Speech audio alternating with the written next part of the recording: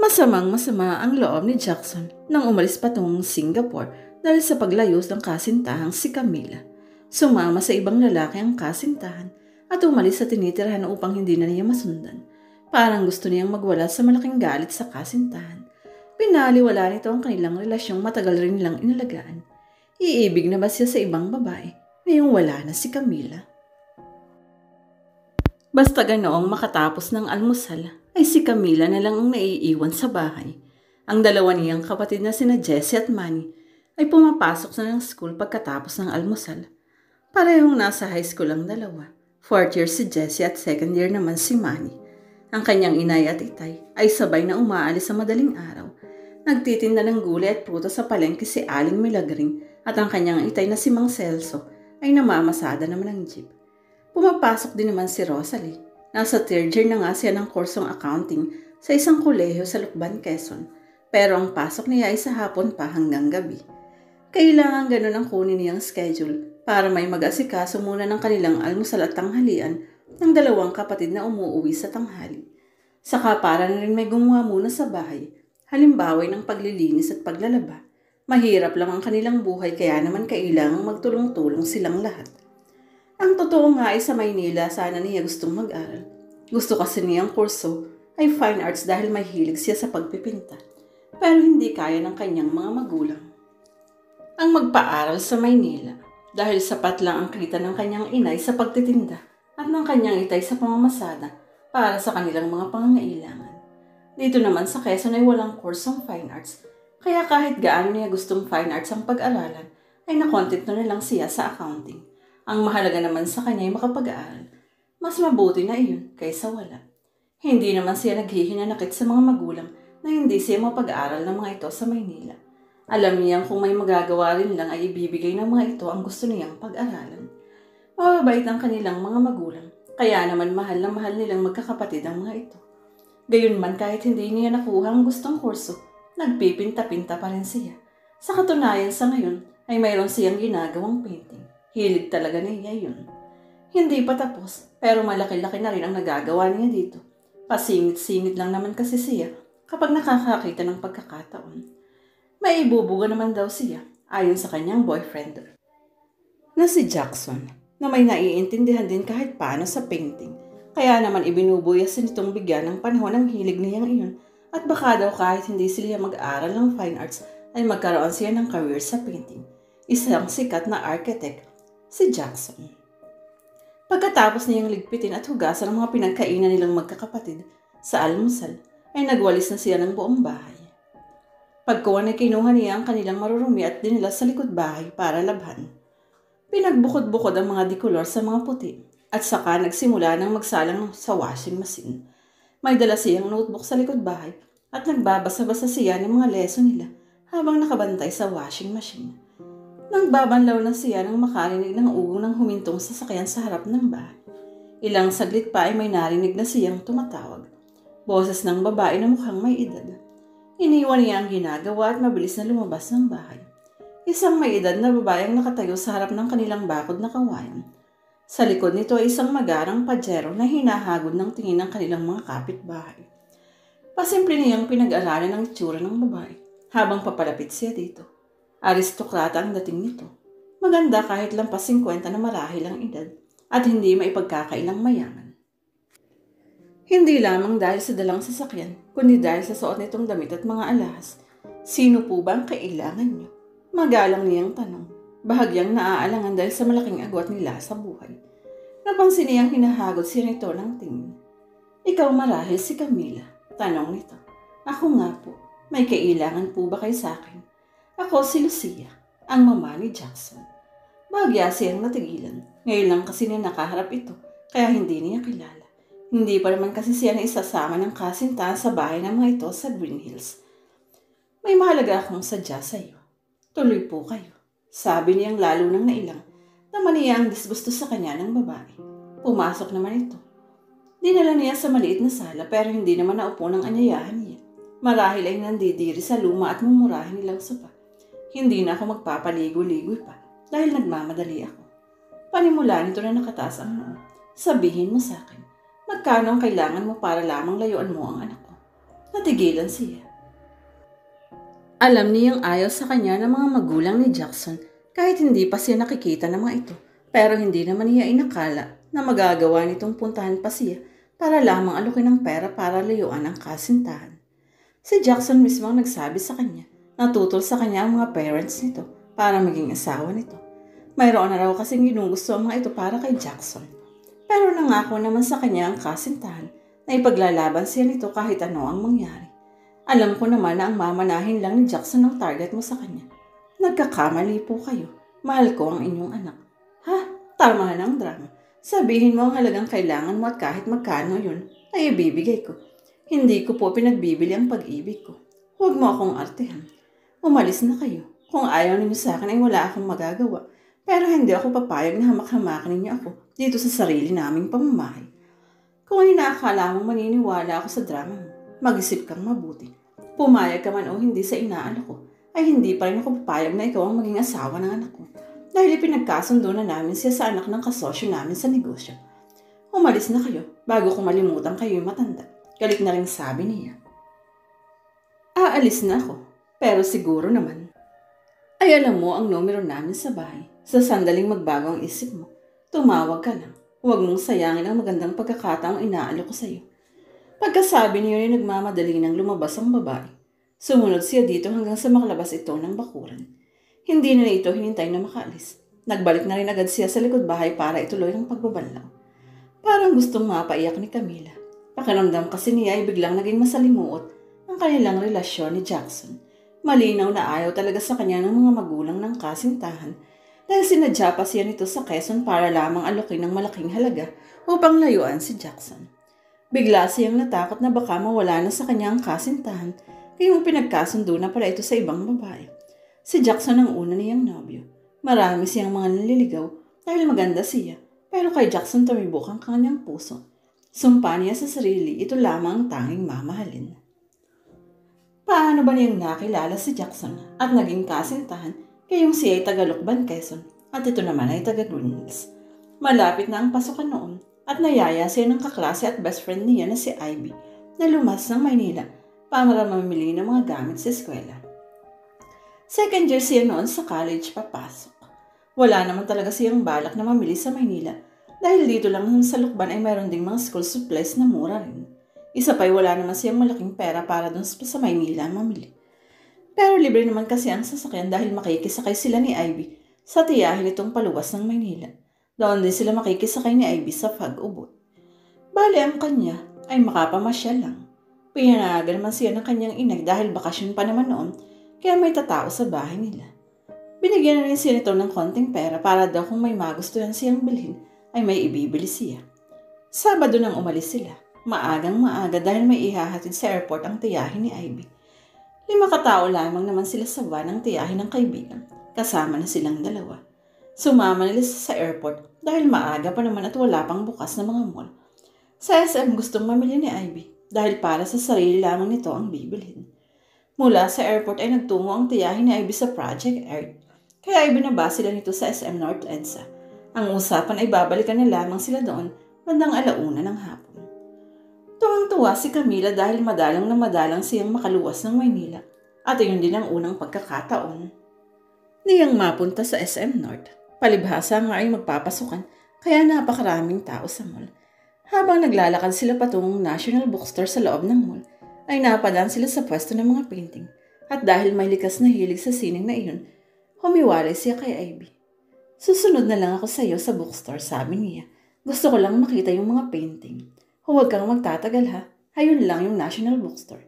Sabi nitong lumakad na patungo sa bibilhan ng mga school supplies. Dumiretso siya sa pwesto ng mga painting. Marami ang nakadisplay at malalaki talaga. Mayroon ng mga nakakwadro pero ang iba'y nasa canvas pa. Impressed talaga siya, lalo na sa mga local seniors dahil gano'n ang gusto niyang gawin. Ang ginagawa nga niya sa kasalukuyan ay isang bahay kubo sa gitna ng malawak na taniman ng mga bulaklak. Hindi sa isa niyang tingnan ng mga painting. Gusto rin niya ang mga still life kung tawagin. Yung mga painting ng mga prutas o bulaklak sa flower vase. Mayroon din mga abstract na gusto rin niya. Palagay niya ay naiintindihan niyang ibig iparating ng pintor kahit abstract ang painting. Siguro may magiging pintor talaga siya. Nalibang siya ng husto at nalimutan niya ang oras. Hindi na niya namalayan kung gaano siya katagal doon. Nang magsawa, ay nagpasya na siyang sundan si Ivy sa bookstore pero hindi na ito makita doon. Naisip niyang baka binalikan na siya nito sa pwesto ng mga paintings at hindi sila nagkasalubong dahil sa dami ng tao. Nagbalik siya sa pwesto ng painting pero wala din doon si Ivy. Tiyak niyang hinahanap na siya nito. Nagbalik din agad siya sa bookstore pero nagalugan na niyang buong lugar ay hindi niya nakita si Ivy. Iiling-iling si lumabas ng bookstore. Kinakabahan na siya dahil tingin niya ay tanghali na. Baka nga oras na ng tanghalian dahil nakakaramdam na siya ng gutom. Ibig sabihin, konting oras na lang at susunduin na sila ng tiyahin nito. Parang gusto na niyang magpanik. Lumabas muna siya ng bookstore at nagpalingon-lingon. Miss, tawag sa kanya ng isang buong-buong boses ng isang lalaki. Paglingon niya isang gwapong lalaki ang nasa may tagiliran niya. Matangkad at napakagandang magdala ng damit. Bakit? Tanong niya. Kanina pa kasi kita napapansin na parang may hinahanap. O baka nawawala ka. Sabi nito sa palakaibigang boses. Marahil ay upang mapalagay ang loob niya dito. Juan, nagkahiwalay kami ng kasama ko at siyang hinahanap ko. Sabi niya, mukha naman kasing mabait ang lalaki kaya nagtapat na siya dito. Ano ba ang kasama mo? Bata? Hindi, mas bata lang ng konti sa akin. Kaklase ko siya at namili siya ng mga gamit sa school dito sa bookstore. Naghiwalay lang kami sandali dahil tumingin ako sa mga paintings doon sa banda roon. Nang puntahan ko siya dito, wala na siya. Gusto mong ipapage natin siya para madali kayong magkita? Pagpipresenta nito ng tulong sa kanya. Pwede ba? Oo naman. Sige nga, pakitulungan mo na ako kasi malapit na ang oras ng pagsundo sa amin. Sa Quezon pa kami uuwi. Baka maiwan nila ako dito. Hindi pa naman ako sanay dito sa Manila. Halika, yaya nito sa kanya. Nagpauna na ito at sumunod naman siya. Nagpunta sila sa opisina at doon nga ay ipinapage nila si Ivy. Sinabi nila kung saan siya maghihintay dito. Habang naghihintay sila sa harap ng pwesto ng mga paintings, ay nagkakilala sila ng lalaki. Ako nga pala si Jackson. Jackson Domingo. Camila Alto naman ako. Nagkamay sila. Naramdaman agad niya ang init mula sa palad ng lalaki, kaya nahila niya ang kamay mula sa pagkakahawak nito. Sorry, nakangiting sabi ng lalaki. Hindi siya kumibo. Maaari ko bang malaman kung saan kayo sa Quezon? Hindi siya nagdalawang isip na ibigay sa lalaki ang address nila. Crush kasi agad siya ng lalaki. At kung may balak itong ligawan siya kaya itinatanong ang address niya, ay hindi niya ipagmamaramot iyon. Dumating si Ivy at ipinakilala niya ito sa kaibigan. Inilibre pa sila ni Jackson ng tanghalian sa isang restaurant doon bago sila naghiwalay. Laking gulat niya ng pagkaraan ng isang linggo ay dumating sa kanila ang lalaki. Maraming dalang pasalubong at doon nagsimula ang panliligaw nito sa kanya. Pagkaraan ng 3 buwan ay sinagot niya ito at formal silang naging magkasintahan. Habang papasok siya sa school ng hapong iyon, ay iniisip pa rin niya ang pagkakapunta sa kanya ng mama ni Jackson at ang pag-aalok na sa kanya nito ng malaking halaga para lamang layuan niya ang kasintahan. Kinakabahan siya sa maaaring gawin ng babae para lamang mapaghiwalay sila ni Jackson. Kitang-kita niya sa mukha nito ang matinding pagnanais na mapaghiwalay sila, kaya natitiyak na gagawin nito ang lahat para wasakin ng kanilang relasyon ng kasintahan. Malaki ang tiwala niya kay Jackson na ipaglalaban siya nito. Gayunman ay hindi niya maalis sa sarili ang matakot. Balisa tuloy siya sa unang 2 niyang subject na hindi nakaligtas sa pansin ni Ivy. Ano ba ang nangyayari sa iyo at hindi ka makasagot sa recitation? Tanong sa kanya nito nang matapos ang kanilang second subject. Patungo sila noon sa paborito nilang lugar. Sa loob ng compound dala ang binili ng sago at banana cream. 1 oras kasi silang bakante. May malaki kasi akong problema eh. Sagot niya habang nauupo sa isang mahabang stone bench. Problema? Ikinuwento niya sa kaibigan ng tungkol sa pagpunta sa kanya ng mama ni Jackson at ang mga sinabi nito. Nangingilid na ang kanyang mga luha nang matapos magkwento. Di ba noon pa naman ay alam mo nang ayaw nila sa'yo. Sabi lang iyon ni Jackson. Ngayong pinuntahan na ako at inalok pa ng pera para layuan lang si Jackson ay saka ko naramdamang hindi pala ganun kadaling mahalin si Jackson. Kumagat ng banana kayo si Ivy. Ano ba naman ang kinatatakot mo? Nangako naman sa'yo si Jackson ay paglalaban ka niya. Iba pa rin syempre yung walang hadlang sa inyong relasyon. Basta magtiwala ka kay Jackson. Kung talagang mahal ka niya, hindi papayag napakasal kahit kaninong gusto ng kanyang mama at papa. Hindi na siya kumibo. Hinarap na lang ang pagkain ng banana cue. Maya-maya ay nag-ring ang kanyang cellphone. O ayan na ang boyfriend mo, kaya huwag ka nang kabahan dyan. Pabirong sabi ni Ivy na halos nahuhulaan na kung sino ang tumatawag. Basta kasi ganung oras ay tumatawag sa kanya si Jackson. Alam nitong vacant period nila ang mga oras na yun, kaya naman sinasamantala nitong makausap siya. Palibhasa ay magkalayo siya. Kala naman nagkakasya na lang. Ito sa araw-araw na pag-uusap sa cellphone. Tumayo siya at bahagyang lumayo kay Ivy bago sinagot ang tawag. Si Jackson nga ang nasa kabilang linya. O ano ang minimeryanda ninyo ni Ivy ngayon? Masayang tanong nito. Naku, masarap, sago at banana cue. O bigla akong nagutom. Natawa siya. Saglit na parang gusto niyang sabihin sa lalaki ang tungkol sa pagkakapunta sa kanya ng mama nito. Pero nagbago siya ng isip. Pwede ka bang umalis dyan sa weekend? Tanong nito sa kanya. Sa weekend, bakit? Yayayain sana kita sa rest house namin sa Zambales eh. Bakit anong meron? Wala naman. Mayroon kasi akong tinatapos laplano ng isang building na itatayo namin sa Singapore. Gusto kong doon tapusin this weekend. At gusto kong isama ka para makapag-swimming naman tayo. Hindi siya agad nakakibobagaman at excited na agad siya sa isiping magkakasama sila ng nobyo ng mahaba-habang panahon. Saka para matapos mo na rin yung ginagawa mong painting. Tamang-tama ang lugar na iyon. May inspire kang magpinta. Tayo lang bang dalawa? Oo. Bakit may gusto ka bang isama? Wala. Iniisip ko lang kasing baka may iba ka pang kasama na makakaabala sa gagawin mo. Wala. Bali tayo nang at saka yung mag-asawang caretaker sa rest house at ang kanilang anak. Nakahinga siya ng maluwag. Naisip kasi agad niyang baka dumating din doon ang mama at papa ng lalaki. Tiyak na sa halip na mag-enjoy, ay masisira lang ang araw niya. Ano? Sige, magpapaalam ako kina inay. Tawagan mo ako sa Friday. Teka, pwede bang Friday ng gabi tayo umalis? May klase ako. After your class. Jackson, makakaya mo ba yun? Magdadrive ka mula Manila hanggang dito sa amin, tapos mula sa amin hanggang Zambales.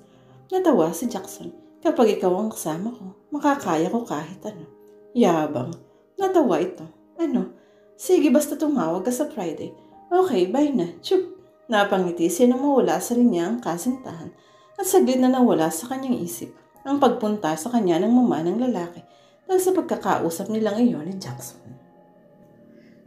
Oh, bigla kang sumaya. Puna sa kanya ni Ivy nang bumalik siya sa kinauupuan kanina.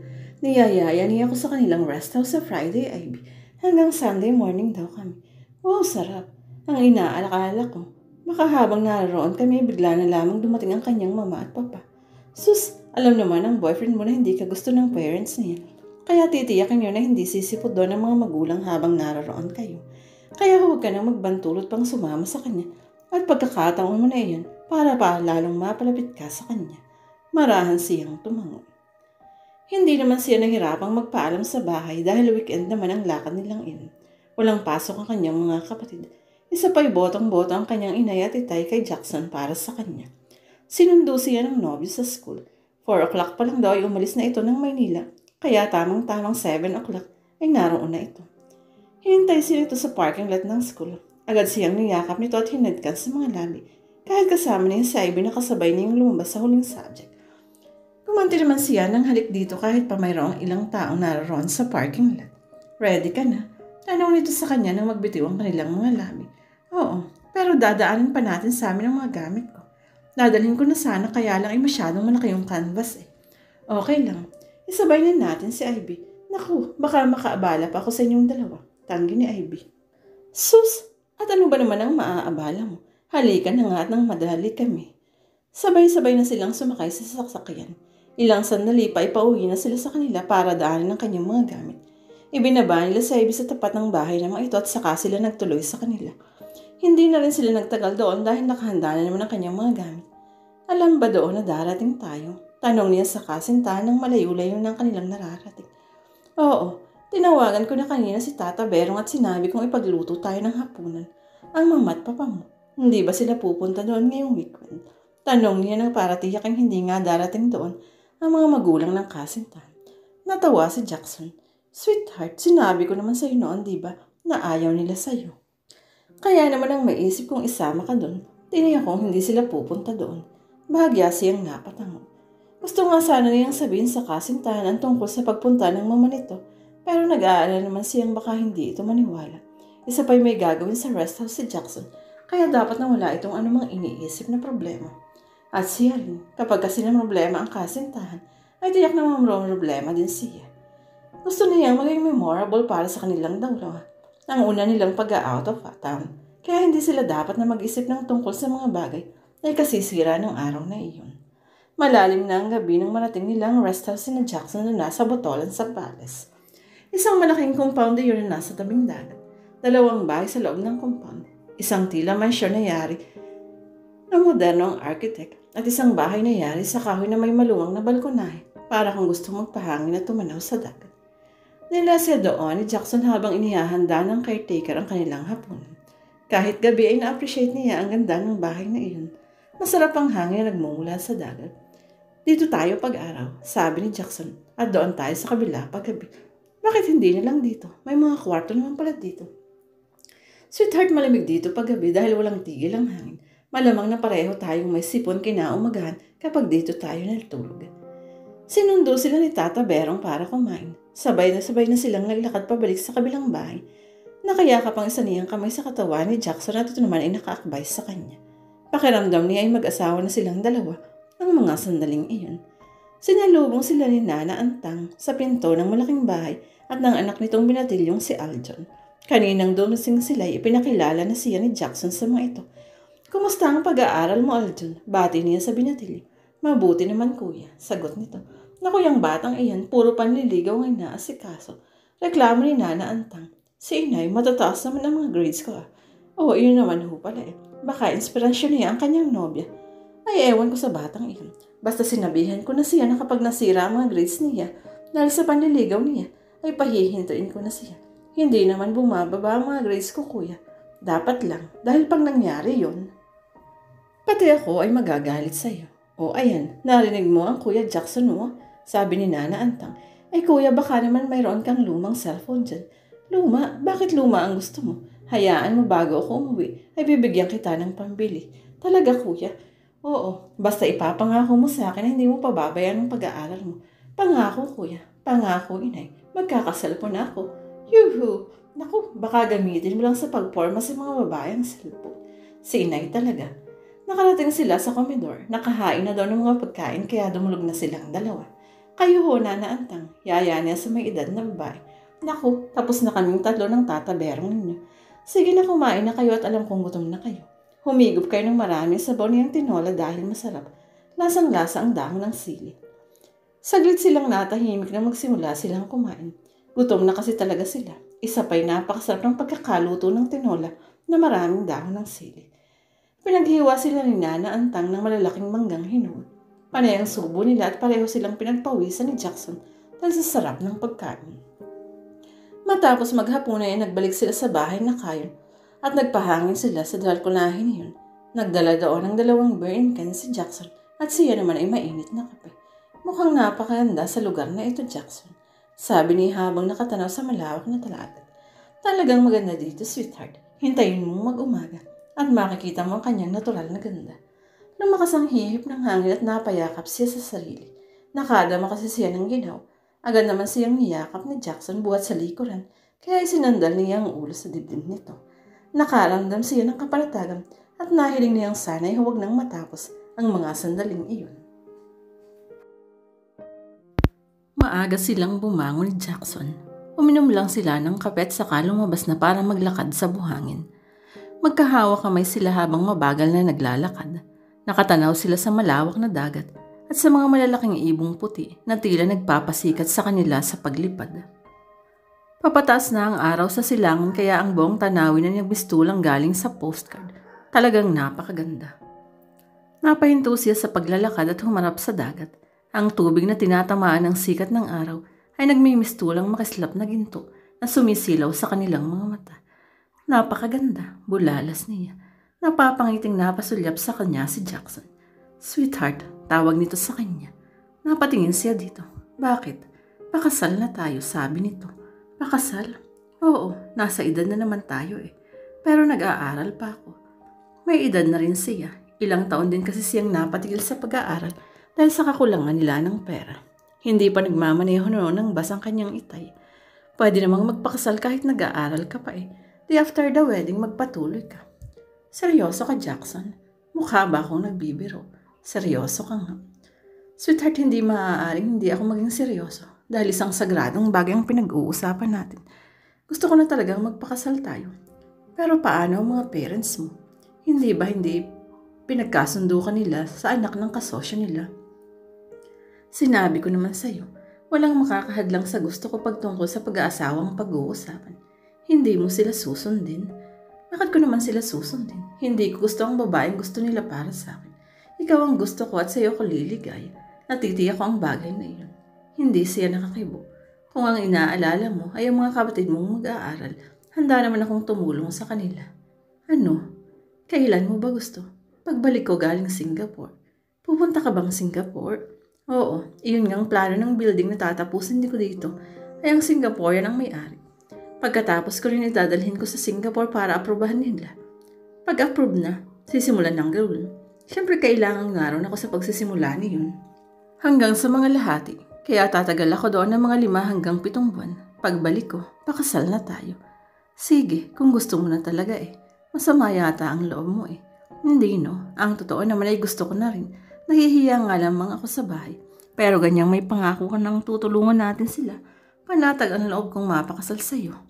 Napangiti si Jackson. Pagkuwan ay bigla na lamang siyang niyakap at hinadkan sa mga labi.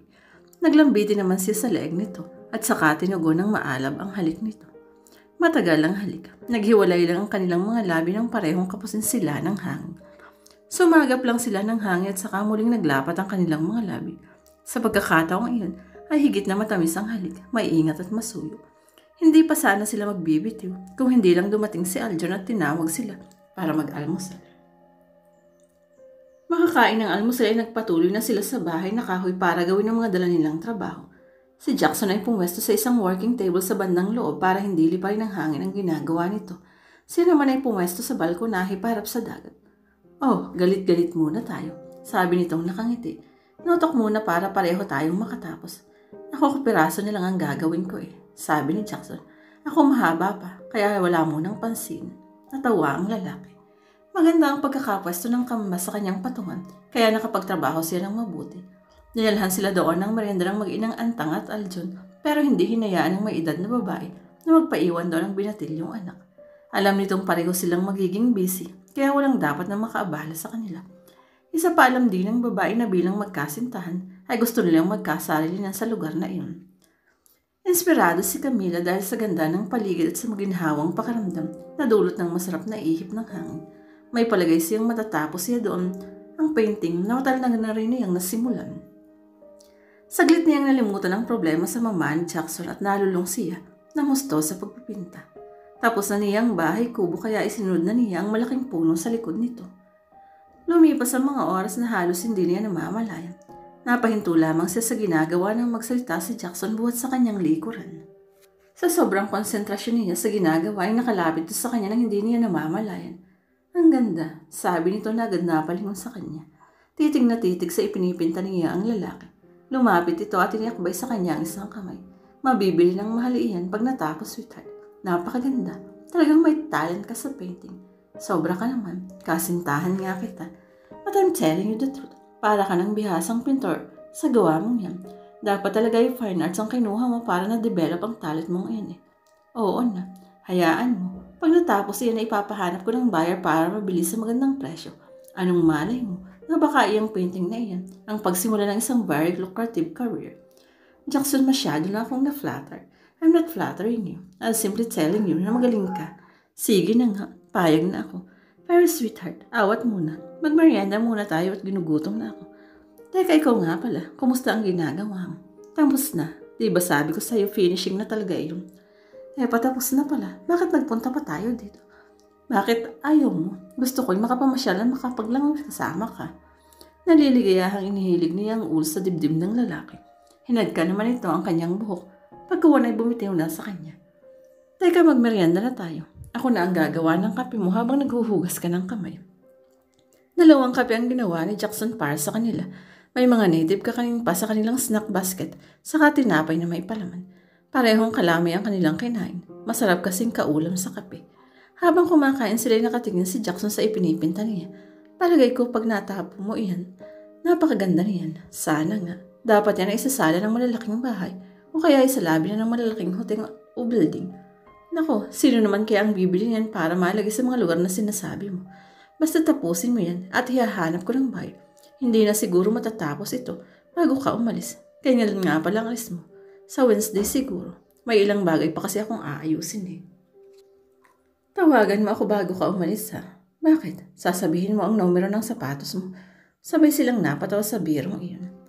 Nagpinta si Camila hanggang bago mananghalian. Nakabantay sa kanya si Jackson pero hindi naman naging kaabalan sa kanya ito. Tahimik lang itong nanonood sa kanyang pagpipinta. Paminsan-minsan ay sinusulyapan niya ito at nakikita niya sa mga mata nito ang malaking paghanga sa kanya at sa kanyang ipinipinta. Gusto na talaga niyang maniwalang mahusay nga siya. Makakain ng tanghalian ay naglatag sila ng banig sa balkonahe at natulog silang magkatabi. Nahimbing sila ng husto dahil masarap ang hangin. Pinagluto naman sila ni Nana antang ng isang native merienda, ginataang mais na mayroong langka. Matapos kumain ay nagyaya si Jackson na maglangwis sa dagat. Magkahawa kami silang nagtungo doon. Hapon na noon at kumikiling na ang araw. Magkahawa kami silang naglakad sa buhangin at nang malayo ng kanilang nalalakad ay huminto na sila doon. O dito na tayo, sabi ni Jackson na agad niyang hinubad ang maluwang na t-shirt na suot. Isinunod ang walking shirt at tumambad sa kanyang kahubaran nito na walang ibang saplo, libang sa skimpy black swimming trunk. Ngayon lang niya nakitang nakahubad ang kasintahan at talagang napalunok siya sa paghanga sa katawan nito. Maskulado ang lalaki pero sa tamang lugar ang mga muscle nito. O hubad na, sabi nito sa kanya. Naka-walking shorts din siya at maluwang na t-shirt. Ganito na lang ako, wala akong dalang pampaligo eh. Sweetheart, tayong dalawa lang dito kaya walang makakakita sa'yo kahit underwear lang ang suot mo. Isa pa hapon na, maya-maya lang ay madilim na. Nagubad na nga siya tanging underwear lang na iwan sa kanyang katawan. Saglit na natigilan si Jackson habang nakatitig sa kanya. Kitang-kita niya sa mga mata nito ang malaking paghanga sa kanya. Bagya naman siyang nailang sa pagkakating nito sa kanya. Ngayon lang kasi nangyaring naghubad sila sa harap ng isa't isa. Napakaganda mo, sweetheart, sabi ni Jackson na halos paulong. Naku, halika na at lumangoy na tayo. Sabi niyang hinawakan ng isang kamay nito at hinila na ito patungo sa tubig. Ilang sandali pa ay masaya na silang lumalangoy. Napansin na agad niya ang kakaibang husay ni Jackson sa paglangoy. Kung sa bagay, ay alam na alam niyang isa ito sa mga ipinagmamalaking swimmer ng university na pinag-aralan nito. Nagkareralis sa paglangoy. Mahusay din naman kasi siya sa paglangoy. Dating mangingisda ang kanyang ama at bata pa siya ay naturuan na silitong lumangoy. Ilang beses silang nagkarera ng lalaki pero hindi niya ito natalo kahit minsan. Ang daya mo naman. Sabi niya nang saglit silang huminto sa pagkakarera. Hindi mo man lang ako nabigyang manalo kahit minsan. Sweetheart, matutuwa ka ba kung nanalo ka lang pero alam mong pinagbigyan lang kita? Nakangiting sabi nito. Oo na, halika na doon na muna tayo sa buhangin at medyo napagod na ako. Magkahawak kamay silang umahon at magkatabing naupo sa buhangin paharap sa dagat.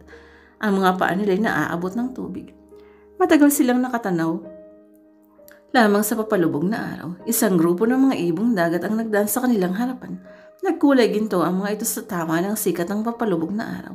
Maya-maya ay naramdaman niya ang kamay ng kasintahan sa kanyang balikat. Hinapit siya nito kaya napahilig ang kanyang ulo sa dibdib nito. Jackson, kung sakaling gumawa ng paraan ng mama at papa mo, para halangan ang pag-iibigan natin, ano ang gagawin mo? Bakit ka nagtatanong ng ganyan? Wala naman. Kasi kung ipinagkasundo ka nila sa anak ng kanilang kasyosyo, natural lang na tiyak lang makakasal nga kayo. Paano ang sinasabi mong kasal natin? Itinaas ito ang kanyang baba para magsalubong ang kanilang mga mata. Sweetheart, pangako ko sa'yo. Ano man ang gawin nila, mananatiling ikaw ang mahal ko at haharap na rin kung pakasalan. Jackson, mahal kita, ikaw lang, at handa kong iwan ang lahat para sa'yo. Parang gusto niyang mapaiyak. Damang-dama niya ng mga sandaling iyon.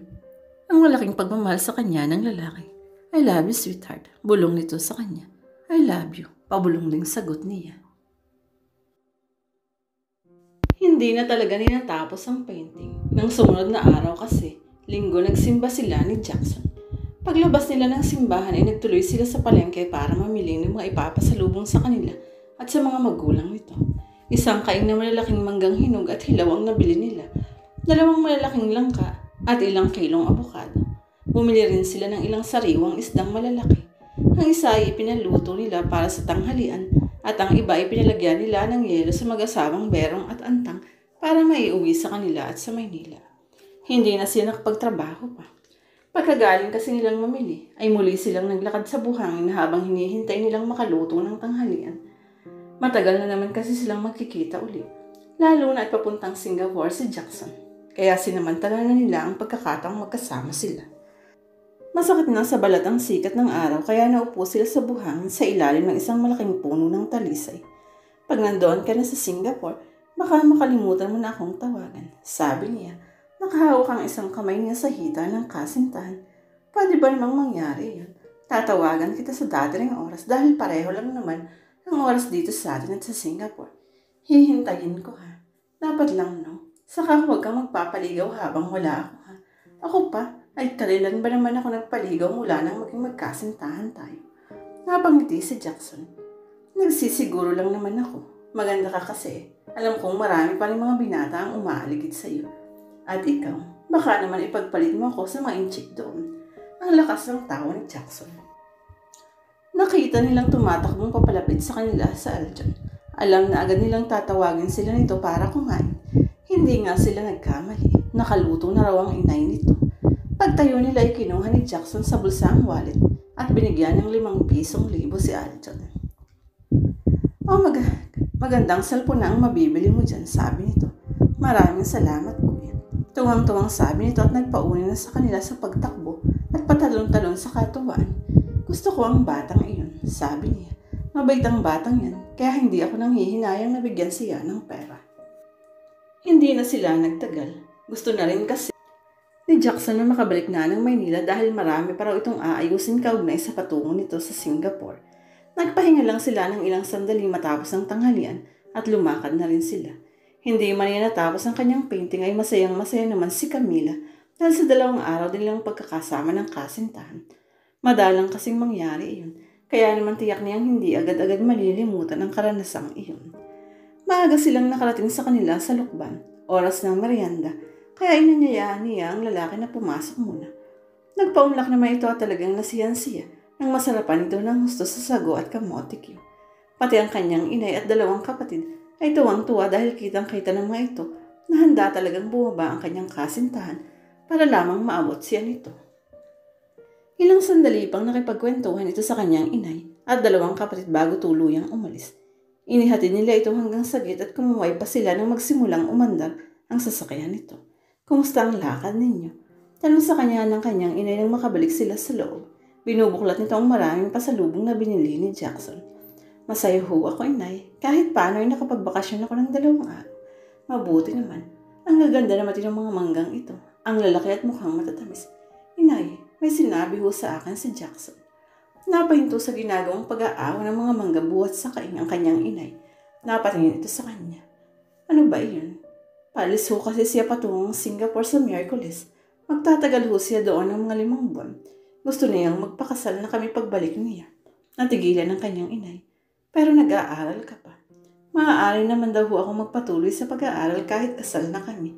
Saka tutulong din daw ho siya sa pag-aaral nitong 2 kong kapatid.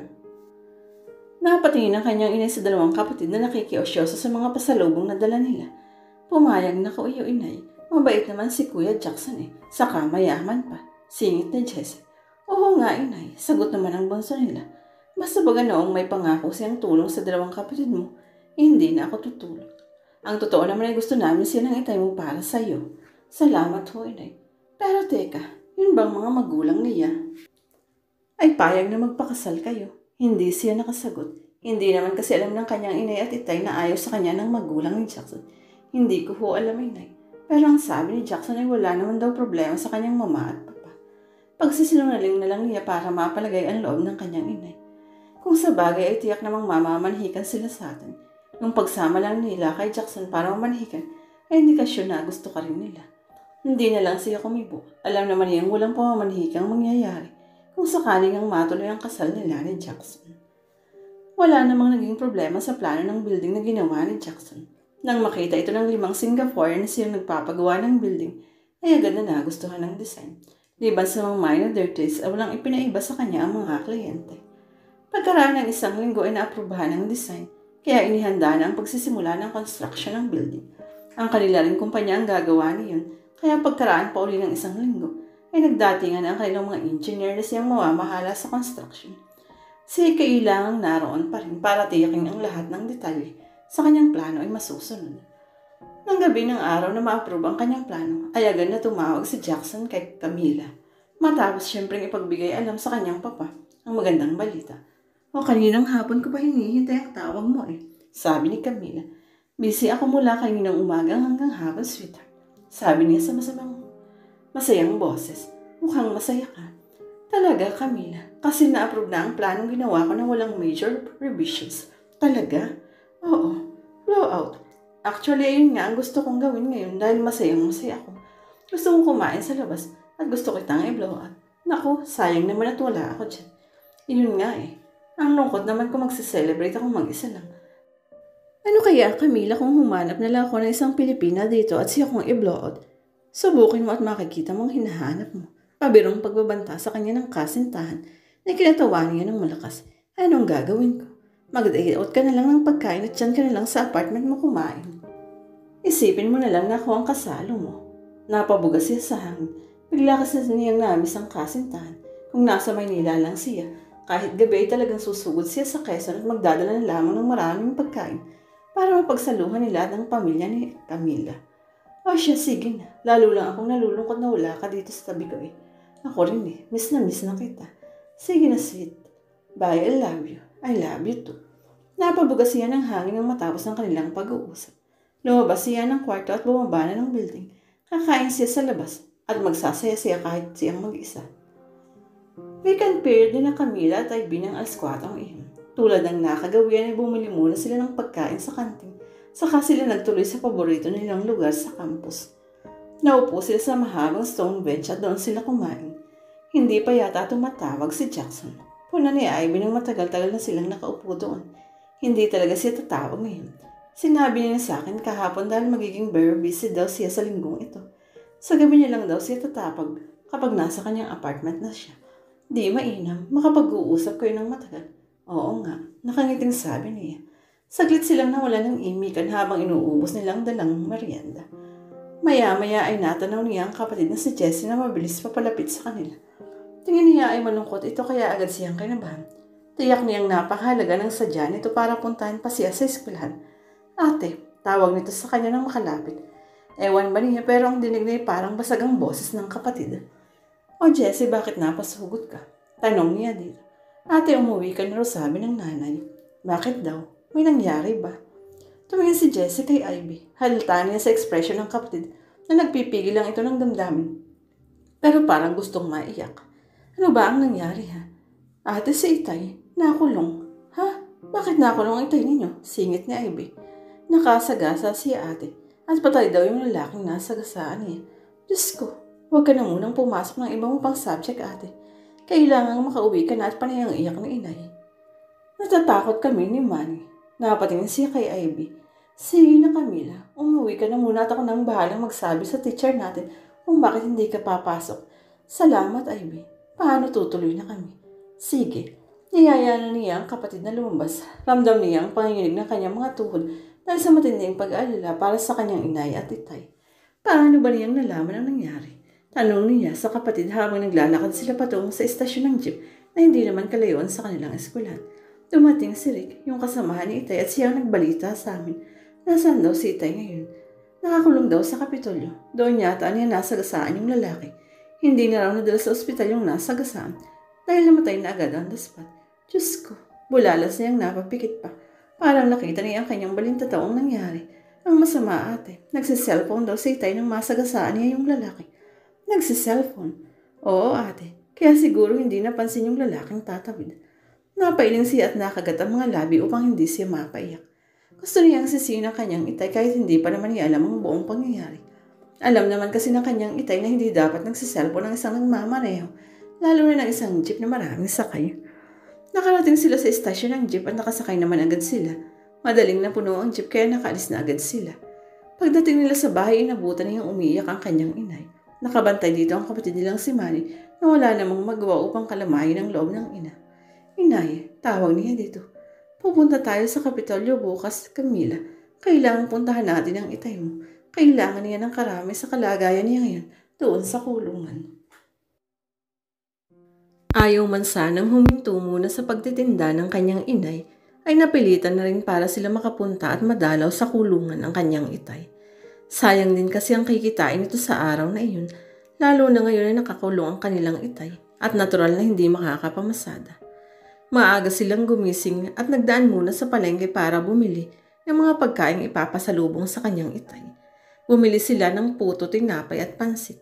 Pagkuwan ay nakisakay na sila sa isang jeep ng kasamahan ng kanyang itay. Kahit nasa jeep ay umiiyak pa rin ng kanyang inay, bagaman at tahimik lang. Nag-aalala ito para sa kanyang itay na alam niyang mahihirapan sa nangyaring ito. Marahan naman niyang hinahago dito sa likod para mapayapa ang loob nito. Ngayon pa lang ay natatakot na ako sa maaaring mangyari sa iyong itay, Camila. Sabi nito sa kontroladong boses. Kung ganoong nakasalpon siya ng mas sagasaan niya ang lalaking iyon, ibig sabihin ay kasalanan talaga niya ang nangyari at maaari siyang madiin dahil doon. Totoo ho ba naman na nagsiselfon siya habang nagmamaneho? Iyon ang sabi ni Rick at marami rin daw ang saksi na may hawak siyang cellphone nang makasagasa siya. Parang gusto niyang panghinaan ng loob. Kasalanan talaga ng itay niya ang nangyari. Ano naman ho ang nalaman niyo tungkol doon sa nasagasaan, inay? Ang sabi ni Rick, sumusumpa raw yung ama at ina ng lalaking nasagasaan na gagawin ng lahat para mabulok sa bilangguan ng itay mo. Oh Diyos ko, napaiyak na naman ang kanyang inay. Ang totoo, siya man ay mapapaiyak na rin. Pinipigil nga lamang niyang sarili. Awang-awa siya sa kanyang itay kahit hindi pa niya ito nakikita. Higit doon ay naiisip na agad niyang maaaring maging epekto ng pagkakakulong na yun ng kanyang itay sa kanilang lahat. Kung gayong makukulong ito, ibig sabihin na hindi na makakapagtrabaho. Paano na sila? Mahihinto siya at ang mga kapatid niya sa pag-aaral. Napailing siya. Nakarating sila ng Kapitolyo. Malakas na malakas ang pintig ng kanyang puso habang naglalakad silang dalawa ng kanyang inay patungo sa City Hall. Nang makapasok sila ay nagtanong sa information counter. Isang pulis ang nagsama sa kanila sa kinaroroonan ng kanyang itay. Agad na nagyakap sa pagitan ng mga rehas ang kanyang inay at itay. Hindi na napigilan ng kanyang inay ang sarili. Malakas na itong napaiyak. Lumuhuluha rin ng kanyang itay habang magkayakap ang dalawa. Siya kagat ang mga labi upang hindi mapabulalas ng iyak. Pero nang siya namang yakapin ng kanyang itay, ay bumigay na rin siya. Inilabas na niya ang tinitimping damdamin. Itay, itay ko. Bulalas niya habang mahigpit na nakayakap sa ama sa pagitan ng mga rehas. Matagal sila sa ganoong ayos bago sila nagbitiw. Noon lang niya natitigan ng kanyang ama. Humpak ang mga pisngi nito at nanlalalim ang mga mata. Marahil ay hindi nakatulog kagabi. Maliit lang kasi ang selda at may nabilang na siyang 6 katao na kasama ito sa seldang iyon. Marumi na ang polong suot ng kanyang itay at magulo rin ang buhok nito. Ano ba talaga ang nangyari, Celso? Tanong ng kanyang inay dito. Parang napapahiyang nagbaba ito ng tingin. Kasalanan ko talaga, Milagring. May hawak akong cellphone kaya hindi ko napansin na tumawid ang lalaking iyon. Huli na bago pa ako makapagpreno. Nasagasaan ko na siya. Bakit ka ba naman kasi nagsiselfone gayo nagmamaneho ka? Paninisin ng kanyang inay dito. Inay, huwag na hunin niyong sisihin si itay. Nangyari naman ho ang nangyari. Hindi kumibo ang kanyang inay. Nagbaba ito ng tingin at simula na namang mapaiyak. Milagring, Camila anak. Tulungan ninyo akong makalabas dito. Hindi ako makakatagal dito. Baka madali ang buhay ko dito kapag nagtagal ako. Hindi siya makasagot. Paano ba niya ito matutulungan kung ganitong umamin na ito? Nakasalanan nga nito ang nangyaring pagkakasagasak. Saka ano bang magagawa niya? Wala naman silang mga kamag-anak na mayaman na maaaring makatulong sa kanila. Kahit mga kaibigang mayaman ay wala sila. Milagring, Camila. Nakikiusap ang boses ng kanyang itay na lalong kumukurot sa kanyang puso. Ano bang maaari namin gawin, Celso? Tanong dito ng kanyang inay. Lumapit kayo kay Mang Roger at makiusap kayong tulungan ako. Tamang-tama nasa lukban siya ngayon. Makiusap kayong aregluhin ang kaso kong ito. Mamamatay agad ako kapag nagtagal ako dito. Milagring, anak, hayaan mo. Gagawin namin ang... Sinabi mo. Kakausapin namin si Mang Roger, sagot ng kanyang inay. Ang Mang Roger ang may-ari ng jeep na ipinamamasada nito. Sumama ka, Camila. Ikaw ang marunong. Ikaw ang magsalita kay Mang Roger. Oho, itay. Kamusta nga pala ang dalawang kapatid mo, sina Jessie at Manny? Mabuti naman ho, itay. Gusto nga sanang sumama pero hindi na namin isinama dahil may pasok silang pareho. Ibinigay niya sa ama ang dala nilang mga pagkain. Sana ipinagdala ninyo ako ng may pampapalit dito sa suot ko. Pasensya ka na. Nawala na sa loob namin dahil pareho kaming natataranta. Hinging pa umanhin ng kanyang inay. Hayaan mo. Kahit itong si Camila ay pababalikan ko dito para magdala ng mga maisusuot mo. Bago iyon ay puntahan muna ninyo si Mang Roger. Huwag kang mag-alala. Pagdating namin doon ngayon ay pupuntahan namin siya para pakiusapan. Salamat. Muli silang yumakap dito at muli rin silang nagkaiyakan. Pagkuwan ay nagpaalam na sila dito. Wala na silang ibang pinuntahan pa. Pagkagaling sa City Hall ay umuwi na rin sila. Pareho silang kakakaba-kaba ng kanyang inay habang hinihintay nilang bumaba si Mang Roger. Nasa malaking bahay sila ng may-ari ng jeep na minamaneho ng kanyang itay. Gabi na noon, marahil ay mga 8:00. Maaga naman silang nakabalik buhat sa Kapitolyo, pero mabuti nilang makakain na ng hapunan puntahan ang amo ng kanyang itay. Hindi naman kalayuan sa kanilang lugar ang bahay ng lalaki. Nag-tricycle lang silang patungo doon. Si Nana Mami ang nagpatuloy sa kanila sa sala. Pinaunahan na sila nito na sa kasalukuyan ay may problema ang lalaki dahil sa mga nangyayari sa ibang negosyo nito, pero magbabaka sakali daw silang kausapin ito. Hindi naman nagtagal ay nakarinig sila ng mga yabag sa malaking hagdan. Nakita nilang pababa ang lalaki. Mukhang ang problemado ito base sa ekspresyon ng mukha. Magkahalong lungkot at galit ang nakalarawan sa mukha nito. Nang ganap ng makababa ng hagdan si Mang Roger ay sabay na silang tumayo ng kanyang inay. Magandang gabi po, Mang Roger. Pagbibigay galang niya. Kayo pala. Magandang gabi naman. Sabi nitong bahagyang kumunot ng noo. Pagkakita sa kanila, maupo kayo. Salamat po. Tuweto nila at sabay nang naupo. Naupo na rin ang lalaki sa suluhang sopa na kaharap ng kanilang kinauupuan. Ano ba ang sadya ninyo? Tanong nito matapos ang ilang saglit na katahimikang namagitan sa kanila. Tungkol ho sa Mr. ko, Mang Roger. Sagot ng kanyang inay. Bahagyang napailing ang lalaki. Gusto kong maawa sa Mr. ninyo, pero gusto ko rin namang magalit sa kanya. Mahusay siyang driver, pero ang kinagagalit ko ay yung pagsiselfon niya habang nagmamaneho. Hindi agad sila nakasagot. Alam na niyang kabal-bawalan yung pagsiselfon habang nagmamaneho. Naparito po kami, Mang Roger, para humingi ng tulong sa inyo para kay Itay. Kahit po kasalanan ng Itay ang nangyari, siguro naman po ay maaari ninyong aregluhin ang mga magulang ng biktima. Iha, ikaw na nga ang nagsabi na kasalanan talaga ng iyong amang nangyari. Kung aaregluhin ko ang mga magulang ng nasagasaan, tiyak na malaking halaga ang kanilang hihingin.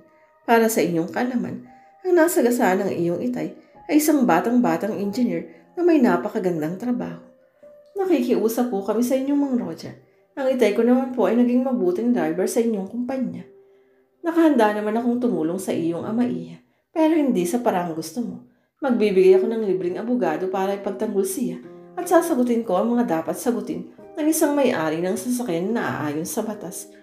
Isa pa, kahit kasalanan ng iyong Itay ang nangyari, ibibigay ko pa rin sa kanya ang karampatang separation pay na ayon sa haba ng kanyang ipinaglingkod sa akin.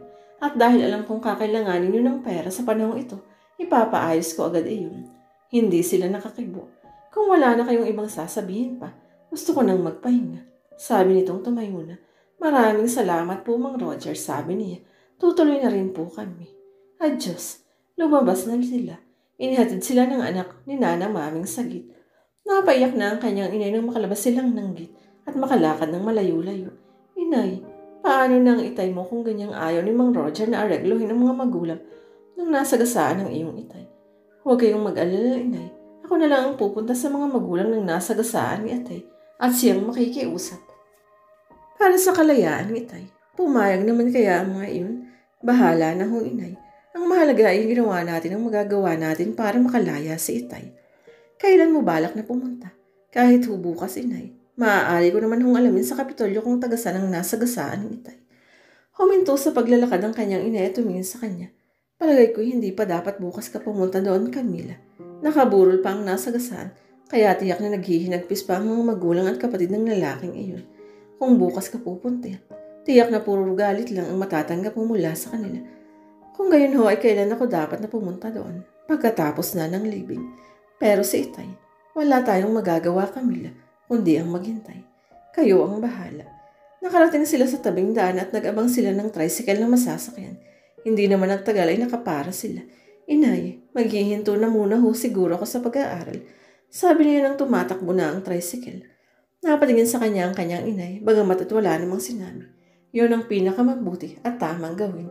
Hindi ho ba, inay? Hindi sumagot si Aling Milagring.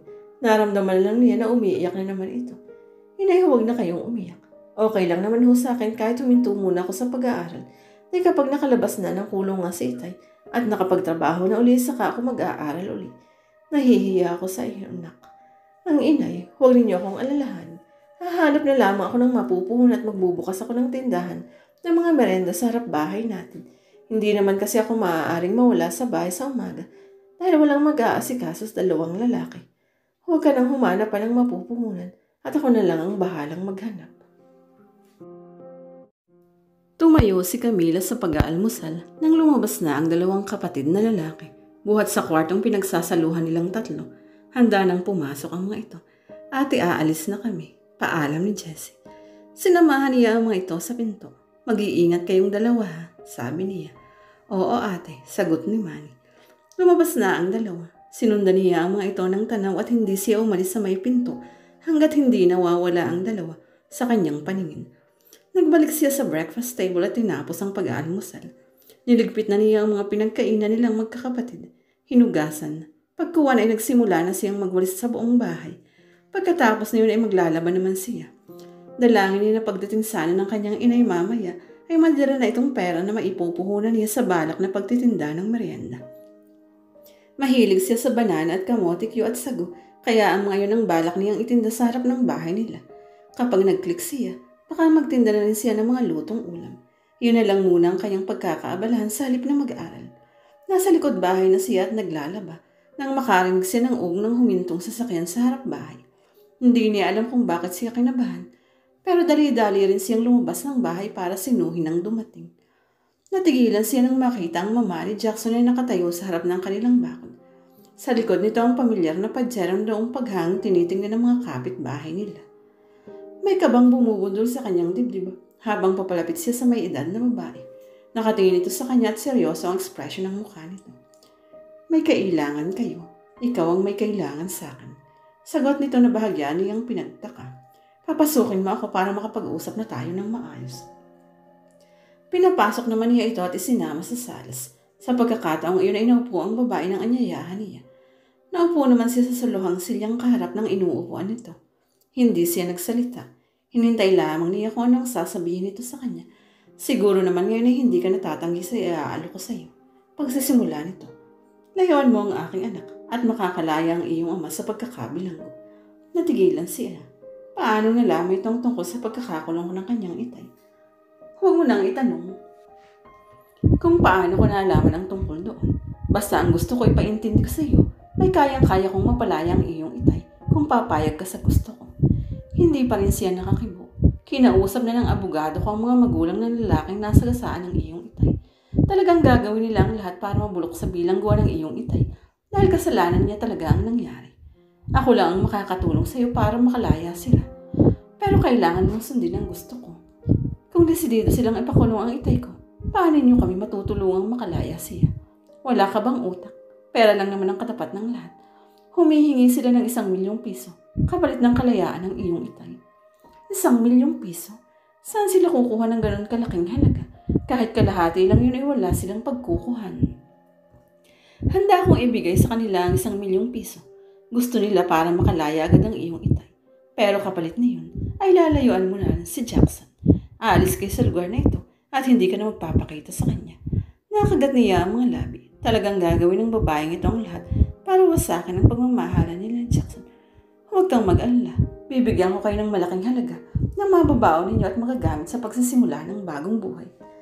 Talaga bang ganon na ang galit ninyo sa akin at handa kayong gawin ang lahat para lamang magkalayo kami ni Jackson? Huwag ka nang magdrama pa, babae. Wala akong panahong maghintay sa iyong sagot. Pag-alis ko sa bahay na ito at hindi ka pa nakakapagpasya, tapos na ang alok ko. Pero huwag mong isipin hindi ko na kayo hahadlangan ng anak ko. Kung tatanggapin ko ang alok ninyo, kailan naman ninyo ako mapapalaya ang aking itay?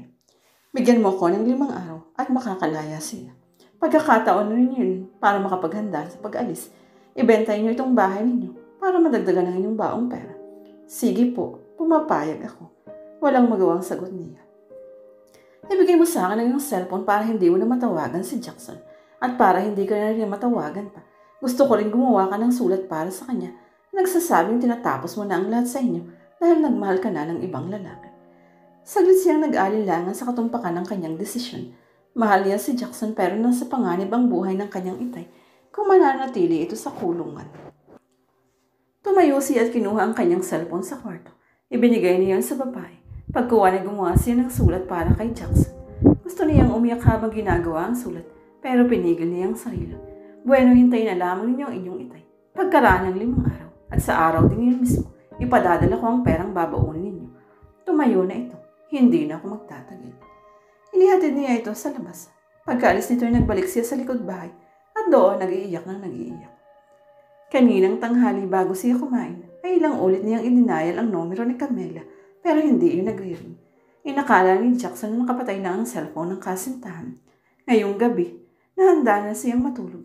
Ilang beses na rin niya na-dial ang numero ng kasintahan ay hindi pa yung nagre-ring iyon at lubha na siyang nagtataka. Naiimposiblihan siya sa isiping nakapatay ang cellphone ito. Bakit nito papatayin ang cellphone? Imposibleng nagdaramdam ito dahil ilang araw na rin siyang hindi nakakatawag dito. Naging very busy siya nitong mga nakaraang linggo dahil nga sa pagsisimula ng construction ng building. Pero sinabi naman niya yun kay Camila na baka ilang araw siyang hindi makakatawag at alam niyang nauunawaan niyo ng kasintahan. Posible kayang nasnatch ang cellphone ni Camila at itinapon na ng nakakuha ang SIM card. Iyon lang ang posibleng dahilan kung bakit hindi nagre-ring ang cellphone ito. Maaari ring sira ang cellphone. Pero kung ganun nga, tiyak nang ipapagawa agad yun ni Camila dahil palagi itong naghihintay ng tawag sa kanya. Minsan pa niyang idinayal ang numero nito at hindi pa rin mag-ring ay nagpasya siyang matulog na lang. Pero pangako niya sa sariling bukas na bukas ay bibili siya ng bagong cellphone ay padadala niya yun sa kasintahan. Ilalagay niya sa phone book niya ang kanyang numero para matatawagan siya nito. Humiga na siya para matulog. Ang ibig mong sabihin ay galing dito ang mamamahan ni Jackson? Parang hindi makapaniwalang tanong ni Aling Milagring kay Camila matapos niya ikwento dito ang tungkol sa pagpayag niya sa gusto ng mama ni Jackson. Marahan siyang tumango kasabay ng pagpatak ng kanyang mga luha. Hindi nila ako gusto para kay Jackson. Mapait niya yung turan. Bakit ka pumayag sa gusto niya? Ina ito ang pagkakataon para makalaya si Itay kaya sinunggaban ko na. Pero paano ka? Alam kong mahal na mahal mo si Jackson. Malilimutan ko rin si Inay. Ang mahalaga makalaya si Itay at magkasama-sama tayong muli. Hindi nakakibo ang kanyang inay. Alam niyang gusto nitong makalaya ang kanyang Itay pero hindi sa ganoong paraan. Mahal siya nito at alam nitong si Jackson ang kanyang kaligayahan. Huwag na ninyong isipin ang tungkol doon, Inay. Baka may ibang plano ang nasa itas kaya nangyari ito. Ang kailangan natin gawin ngayon ay ihanap ng buyer itong bahay natin kahit mura lang. Hayaan mo at pagsasabi ko sa mga suki ko sa palengke. Ito namang lupa ay hindi sa atin. Umuupat lang tayo dito. Magkakabit ako ng karatulang for sale dito sa bakod natin para mabili agad itong bahay kahit mura lang. Para pagdating ni Itay makaalis-alis na lang natin. Bigla siyang niyakap ng kanyang inay. Pasensya ka na sa amin ng Itay mo, anak. Hindi ka na namin nabigyan ng magandang kinabukasan. Ay kami pa ngayon ang magiging dahilan ng kanungkutan mo. Inay, huwag kayong magsalita ng ganyan. Mahal ko kayo ng Itay dahil naging mabuti kayong mga magulang sa amin ng mga kapatid ko at handa akong gawin ang lahat para sa inyo. Napaiyak na ang kanyang inay sa awa sa kanya. Napangiti si Lucia nang makitang pumasok ng restaurant na yun si Chit, ang babaeng ginugusto nilang mag-asawa para kay Jackson. Anak ito ng kasosyo nila sa negosyo. Kinahuyan nito at nakita naman agad siya. Tumayo siya at agad nakipagbeso-beso nang makalapit ito. Naupo silang magkaharap at saka niya kinambata ng waiter. Kinuha nito ang kanilang order at saka sila iniwan. Anong nangyari, tita? Tanaw nito sa kanya nang makalis ang waiter. Pumayag na siya iya. Kinuha ko na ang cellphone niya para hindi na sila magkausap ni Jackson. Malulungkot nang ako si Jackson niyan sa Singapore kung hindi na niya makakausap ang babaeng iyon. Iyan ang dahilan kung bakit kita gustong makausap, Chit. Gusto kong pumunta ka sa Singapore at samantalahin mong nalulungkot si Jackson para mapalapit ka sa kanya. Samahan mo siya doon at aliwin mo siya. Napangiti ang babae. Halatang excited sa sinabi niya. Kailangan palang umisip ako ng dahilan kung bakit ako naroon. Ayoko namang isipin niyang sinusundan ko siya doon. Napangiti siya. Gawin mo ang lahat para sa pagtingin niya ay mabaling na niya sa iyo. Ako na ang bahala doon, tita. Nahinto ang kanilang pag-uusap nang dumating ang kanilang order. Inilatag iyon ng waiter sa kanilang mesa at saka sila iniwan. Saglit na natuon sa pagkain ng kanilang pansin. Kung magagawa mo siyang maakit doon, yayain mo na siyang pakasal kahit sa West. Pagbabalik ninyo, ay saka na lamang natin ayusin ang kasal ninyo sa simbahan. Tumango si Chit. Pag natanggap na niya yung sulat na ginawa ni Camila, tiyak na magwawala yun at yun ang pagkakataong samantalahin mo para mayaya mo siyang magpakasal. Napangiti si Chit. Alam ko na ang gagawin ko, tita. Pagbabalik namin dito, tiyak na kasal na kaming dalawa. Mabilis na nabili ang bahay ni na Camila. Palibhasa ay ipinag-aalukan nila ng mura. Tagaroon din sa kanilang lugar ang nakabili. Pati na ang mga gamit na hindi naman nila madadala sa kanilang pag-alis ay ipinagbili na rin nila. Ang iba ay ipinamigay. Nakaimpake na nga sila, talagang hinihintay na lamang nilang paglaya ng kanyang itay para sila'y makaalis. Ang balak nila ay sa Bacolod magpunta. Yan ang hometown ng kanyang itay. Ang kanyang inay lang naman ang Taal na Tagalukban. Malayo na iyon at hindi na sila masusundan noon ni Jackson dahil hindi naman alam nito na tagaroon ang kanyang itay. Wala rin silang pinagsabihan sa kanilang mga kapitbahay para kung sakaling magawi doon si Jackson ay walang makapagsasabi dito kung nasaan sila. Masakit iyon para sa kanya pero kailangan pa nilang mag-anak ang kanyang itay. Kapag may nangyari sa kanyang itay, alam niyang labis yung ikalulungkot ng kanyang inay. Siya na lamang ang magtitiis. Bata pa naman siya at maganda. Marami pang lalaking darating sa kanyang buhay. Nagwawalis siya ng kanilang bakuran. Nang umagang iyon, nang may humintong tricycle sa harap ng kanilang gate, natitigilang napatingin siya doon at gayon na lamang ang kanyang katuwaan nang makitang bumababa doon ng kanyang itay. Pinitiwan niya ang walis at halos tumakbong sinalubong ang ama. Yumakap agad siya dito at napaiyak sa dibdib nito sa malaking katuwaan. Niyakap din naman siya nito. Hinila agad siya nito papasok sa loob nang mapansin niyang maraming nagtitinginan sa kanila. Kailan pa kayo nakalaya, itay? Tanong niya dito habang iginagawa ito ng kape. Ngayong umaga lang. Pagbubukas ng opisina ay naroon na agad ang abogado ni Doña Lucia kaya nakalaya na ako. Salamat sa Diyos, sabi niya habang ipinilalapag sa harapan nito ang kape. Heto, itay, may ipinadalang kalamay si Ine at baka nga raw dumating kayo ngayon. Camila, anak, nahihiya ako sa iyo. Nako, itay, huwag na ninyong isipin iyon. Kalimutan na natin ang nangyari at magsimula tayo ng bagong buhay. Pero ikaw, magiging masaya na rin ako dahil kapiling na namin kayo, itay. Saka bata pa naman ako at sabi nga ninyo maganda. Makakatagpo pa rin siguro ako ng lalaking magmamahal sa akin. Pasensya ka na, anak, dahil sa pagkakamali ko ikaw ang nagdurusa. Naku, itay, ang mabuti pa'y kumain na kayo at saka kayo matulog. Matutuwa ang dalawa pag nakita kayo mamayang tanghali. Maluwag na ang schedule ni Jackson dahil naroon naman ang dalawa nilang engineer na namamahala sa construction ng building. Pabisibisita na lamang siya sa project site. Ang totoo nga ay maaari na siyang umuwi kung gusto niya at magpadala na lamang ng isang architect na siyang titiyak nang lahat ng nasa planong ginawa niya ay masusunod. Pero ayaw naman niyang gawin iyon. May bahagi kasi ng building na gusto niyang matitinggan ang paggawa. Maaaring pagkatapos ng bahaging iyon ay magpasya na siyang umuwi. Bago maghapunan ay umuwi siya ng kanyang apartment at umidlip. Nagising lang siya na walang tigil na pagtunog ng doorbell. Agad siyang bumangon at binuksan ang pinto. Isang Pilipinong delivery boy ang napagbuksan niya na may hawak na kahon. Nakilala agad niya ang kahon na iyon. Iyon ang kahon ng cellphone na ipinadala niya kay Camila. Magandang tanghali po, sir. Kayo po si Mr. Domingo? Tanong sa kanya ng lalaki. Ako nga. Babalik po namin sa inyo itong ipinadala niyo sa Pilipinas. Ayon po sa branch namin doon, ay iba na ang nakatira sa address na nakalagay dito. Iba? Opo, sabi daw po ng bagong nakatira ay pinagbili sa kanila ng dating may-ari ang bahay na iyon. Hindi siya nakakibo. Pinapermahan sa kanya ng lalaki ang isang resibo at saka ibinigay sa kanya ang kahon. Umalis na rin agad ito. Nagbalik siya sa kama na nagtataka. Bakit ipinagbili ni na Camila ang bahay na mga ito at saan kaya lilipat? Parang gustong sumakit ng kanyang ulo. Bakit basta na lang mawawala si Camila? Nang hindi man lang ipinaalam sa kanya ang dahilan, muli siyang nahiga. Sakbibi pa rin ang pagtataka sa pag-alis ni na Camila nang hindi man lamang nagsasabi sa kanya. Paano na ito makikita at makakausap? Gusto niyang magalit sa kasintahan. Para kasing baliwala na siya dito sa ginawa nitong pag-alis nang hindi nagsasabi sa kanya. Nagring ang kanyang cellphone. Agad niyang dinampot iyon pero bahagya siyang nadismaya ng isang hindi kilalang numero ang nabasa niya sa screen. Hello, matamlay na sagot niya. Jackson, sagot buhat sa kabilang linya. Mapang-akit na boses ng isang babaeng agad naman niyang nakilala. Chit, ikaw nga ba? Tanong niya. Ako nga, salamat naman at kilala mo pa pala ako. Bakit naman hindi? Pero nasan ka? Narito ako sa Singapore. Talaga? Kailan pa? Tanong niyang bahagya ng sumigla ang boses. Kaninang tanghali lang. At heto nalulungkot na agad ako dahil nag-iisa lang naman ako.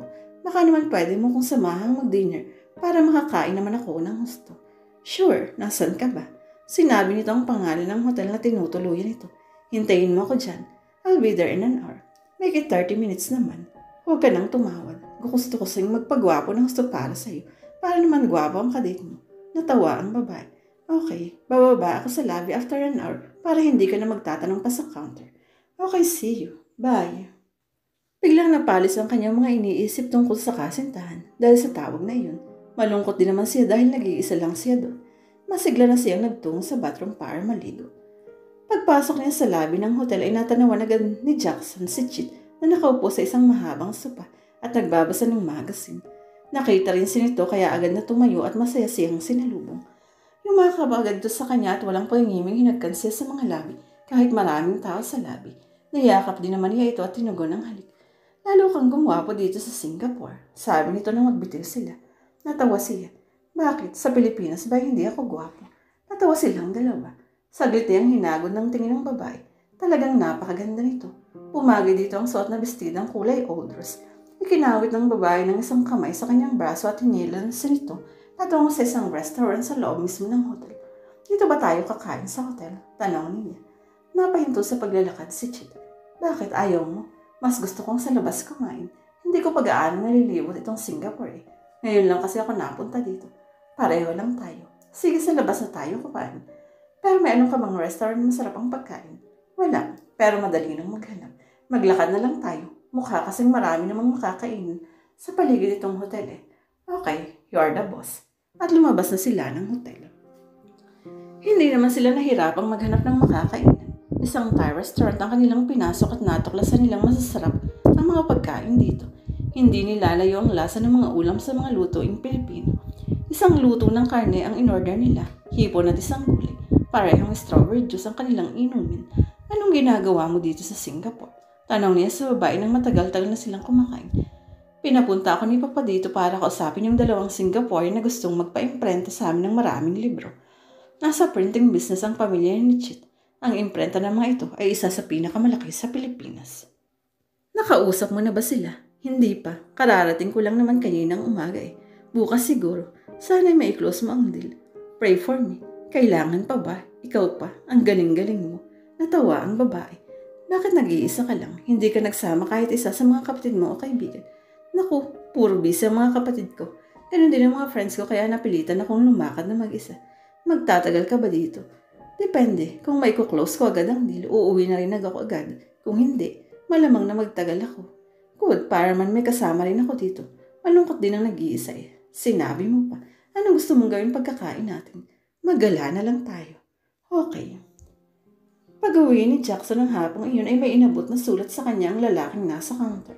Bumilis ang tibok ng kanyang puso nang mabasang galing iyon kay Camila. Mabilis siyang nakakit sa kanyang unit. At nang makaupo sa kama ay sabik na pinilas ang sobre sa isang dulo. Naiisip niyang masasagot na marahil ng sulat na iyon ang lahat ng mga katanungang nasa kanyang isip sa biglaang pagkawala ni Camila. Nang mailabas ang sulat mula sa sobre, ay sabik niyang iniladlad iyon at tinunghayan. Jackson, marahil ay malayo na ako sa pagbasa mo ng sulat na ito. Patawarin mo ako dahil natutong magmahal sa iba ang puso ko. Malaya ka na at huwag mo na sana akong hanapin pa. Muli patawad, Camila. Agad na nagdilim ang kanyang mga mata. Minsan pa niyang binasa ang laman ng sulat dahil parang hindi siya makapaniwala sa nilalaman yun. Pero malinaw na nakasaad sa sulat. At malinaw na sulat ay yun ni Camila. Parang puputok ang kanyang dibdib sa malaking galit. Nalamukos niya ang sulat at galit na inihagis sa iyon. Parang gusto niyang magwala. Pinagsusuntok niya ang kutsyon habang minumura si Camila. Saan siya nagkamali? Paano nagawa ni Camila na ipagpalit siya sa ibang lalaki? Ano ang naging pagkukulang niya? Naramdam niya ang pagkawala ng mga luha sa kanyang mga mata. Napakasakit ng ginawa sa kanya ni Camila.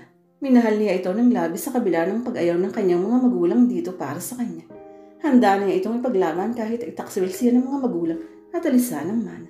Alam ni Camila ang mga bagay na handa niyang gawin para lamang mapatunayan niyang mahal na mahal niya ito. Ngayon ay alam na niya kung bakit nagpalit ito ng numero at kung bakit ito umalis sa dating tinitirahan.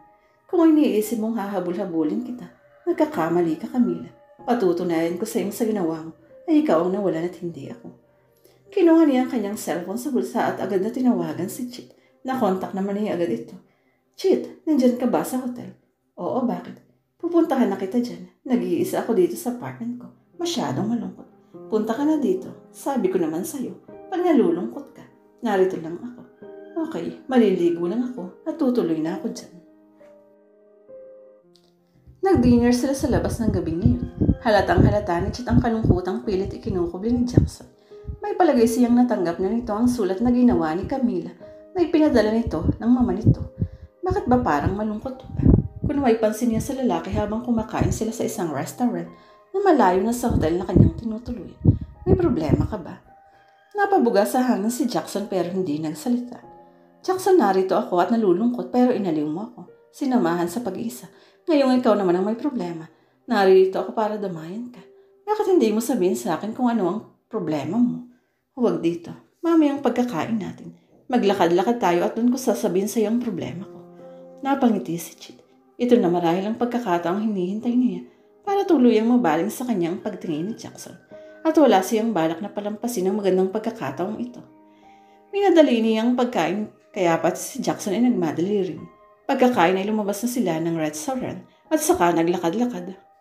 Sinimulang ikwento sa kanya ng lalaki ang tungkol kay Camila kung paano ito minahal ang kasintahan hanggang sa ipagpalit ito ng babae sa ibang lalaki. Galit na galit ito. Suklap na suklap kay Camila kaysa sama ng mga salitang lumabas sa bibig nito para sa kasintahan. Ang mabuti pa ay doon tayo sa suit ko, Jackson. Doon natin pag-usapan ang problema mo. Huwag kang mag-alala at tutulungan kitang makalimot sa masakit mong kabiguan. Pumayag naman agad si Jackson. Nagtaksi naman silang pabalik sa kanyang hotel suite. Pagpasok nila sa kanyang suite ay agad niyang niyakap ng mahigpit ang lalaki at saka hinadkan ito sa mga labi. Kiniskis pa niya ang harapan sa harapan ng lalaki. Nadalang naman agad si Jackson at ilang saglit pa ay tinutugon nito ang kanyang mga halik. Huwag ka nang umuwi, sabi niya sa lalaki ng saglit na maghiwalay ang kanilang mga labi. Yan talaga ang bala ko kung papayag ka. Nakangisi ng sabi ito. Basta ikaw, kahit ano papayag ako. Sabi niyang nakangiti ng mapang-akit. Tumilat si Jackson, nilingon ng katabing tulog na tulog. Bahagya nang nabawasan ng kanyang sama ng loob dahil sa ginawang pag-iwan sa kanya ni Camila. Hindi niya akalain na makakaya rin pala siyang paligayahin ni Chit. Kung sa bagay napakaganda ni Chit, sopistikada at tulad niyang matas ang pinag-aralan. Alam niyang marami ring lalaking naghahabol dito, kaya nga lang ay siyang gusto nito. Ganitong iniwan na siya ni Camila at ipinagpalit sa ibang lalaki. Hindi na siguro masamang kapalit si Chit. Gusto na talaga niyang magkaroon ng sariling pamilya at mga anak. Sawa na siya sa buhay binata. Kung pakakasalan niya si Chit, may ipapakita niya kay Camila na hindi niya inakan ang pag-iwan nito sa kanya. Hindi niya ito bibigyan ng kasiyahan na malamang naghinagpis din naman siya sa pagkawala nito sa kanyang buhay. Nakagawa na siya ng desisyon o at isang biglaang desisyon pero alam niya yung tama at mabuti. Masusunod pa niya ang gusto ng kanyang mama at papa. Tingin naman niya ay hindi siya mahihirapang pag-aralang malahilin si Chit. Pumihit si Chit paharap sa kanya. Dumilat. Naramdaman marahil nagising na siya. Bakit ang aga mo yatang nagising? Tanong nito sa kanya. Wala. May iniisip lang ako. Masiso yung yumakap sa hubad niyang katawan si Chit. Ang isang hitay dinagan sa kanya. Maaari ko bang malaman ang iniisip mo? Ngumiti siya sa babae. Gusto ko nang mag-asawa. Gusto ko nang magkaroon ng sariling pamilya at mga anak. Talaga? Oo. Ano na ba ang nangyari sa mga taong kakausapin mo dito? Hindi mo pa ba sila napapasagot? Bakit? Gusto ko na kasing umuwi tayo sa Pilipinas. Pati ako? Oo. Di ba sabi ko gusto ko nang mag-asawa? Oo nga. Bakit ako ba ang gusto mong maging asawa? Sino pa ba? Lumapat ang pagkakangiti niya. Pagkuha na inilapit ang mukha kay Chit na parang hindi makapagsalita. Dala marahil ng kaligayahan na darama ito ng mga sandaling iyon. Naglapat ang kanilang mga labi. At sa ikalawang pagkakataon, ay naranasan niya ang kaligayahang iyon sa piling ni Chit. Na-close naman ni Chit ang deal ng sumunod na araw. Nag-celebrate sila ng gabing iyon at halos madaling araw na silang nagbalik sa seat ng babae. Nang sumunod na araw ay nagbalik sila sa Pilipinas. Tuwang-tuwa ang kanyang mama at papa nang malamang payag na siyang pakasal kay Chit. Hindi na nagpatumpik-tumpik ang kanyang mama at papa.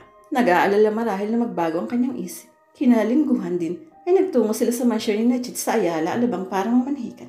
Kasama nila ang dalawa niyang kapatid at isang tiyahin. Hindi na sila nagdala ng pagkain pagsasaluhan. Ang mama na ni Chit ang nagpresentang maghahanda. Masaya silang nagsalo-salo. Higit na masaya ang kanilang mga magulang dahil natupad din sa wakas ang kagustuhan ng mga ito na maipakasal silang dalawa. Habang kumakain ay usap-usap na ang mga ito ng mga detalye sa kasal. Pinag-uusapan na ang kanilang magiging mga ninong at ninang. Pawang malalaking tao ang mga pangalang sinasabi ng mga ito. Hindi naman sila sumasali sa upas. Basta masaya lamang silang kumakain at nagsusubuan pa kahit karap ang kanilang pamilya. Matapos ang masaganang hapunan, ay nagtuloy pa sa salang matatanda para pag-usapan pa ang ilang detalye ng kasal. Sila naman ay nagtuloy sa hardin para masolo nila ang isa't isa.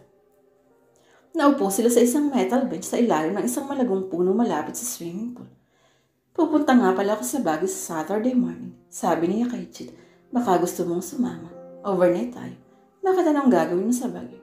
Kakausapin ko yung best friend ko noong nasa college pa ako, si Jake. Kukunin ko siyang best man sa kasal natin. Sumama ka para makilala mo siya. Doon tayo sa hotel niya matutulog. Hotel niya. May hotel ng kaibigan mo ito. Oo, isa sa mga sikat na hotel sa Baguio actually. Big time naman ang kaibigan mo ito. Paano siya nagkaroon ng hotel sa edad niyang ito? Actually, ay hotel iyon ng kanyang papa. Pero nang magpa siya ang kanyang papa na sundan ng kanyang mama sa Germany at doon manirahan, iniwan sa kanya yung hotel. Kagagraduate pa lang niya noon ng kolehiyo, pero nagawa niyang paunlarin at makilala ang hotel. Sa tuwa ng kanyang papa, ipinamanin sa kanya iyon. Wow, big time talaga siya. O ano, sasama ka ba? Hindi ako pwede sa Saturday. May mga tao akong kakausapin eh. Mga foreigners. Why not make it Sunday para makasama ako? Hindi pwede eh. Gusto ko narito na ako sa Sunday para makapagpahinga naman. May pasok na kasi sa Lunes at marami akong nakatambak na trabaho. Sorry, hindi ako makakasama. Pero some other time bago tayo ikasal, punta tayo ng Baguio para makilala ko naman si Jake. Okay. Maya-maya ay naramdaman niyang isang kamay ni Chit sa kanyang mga hita.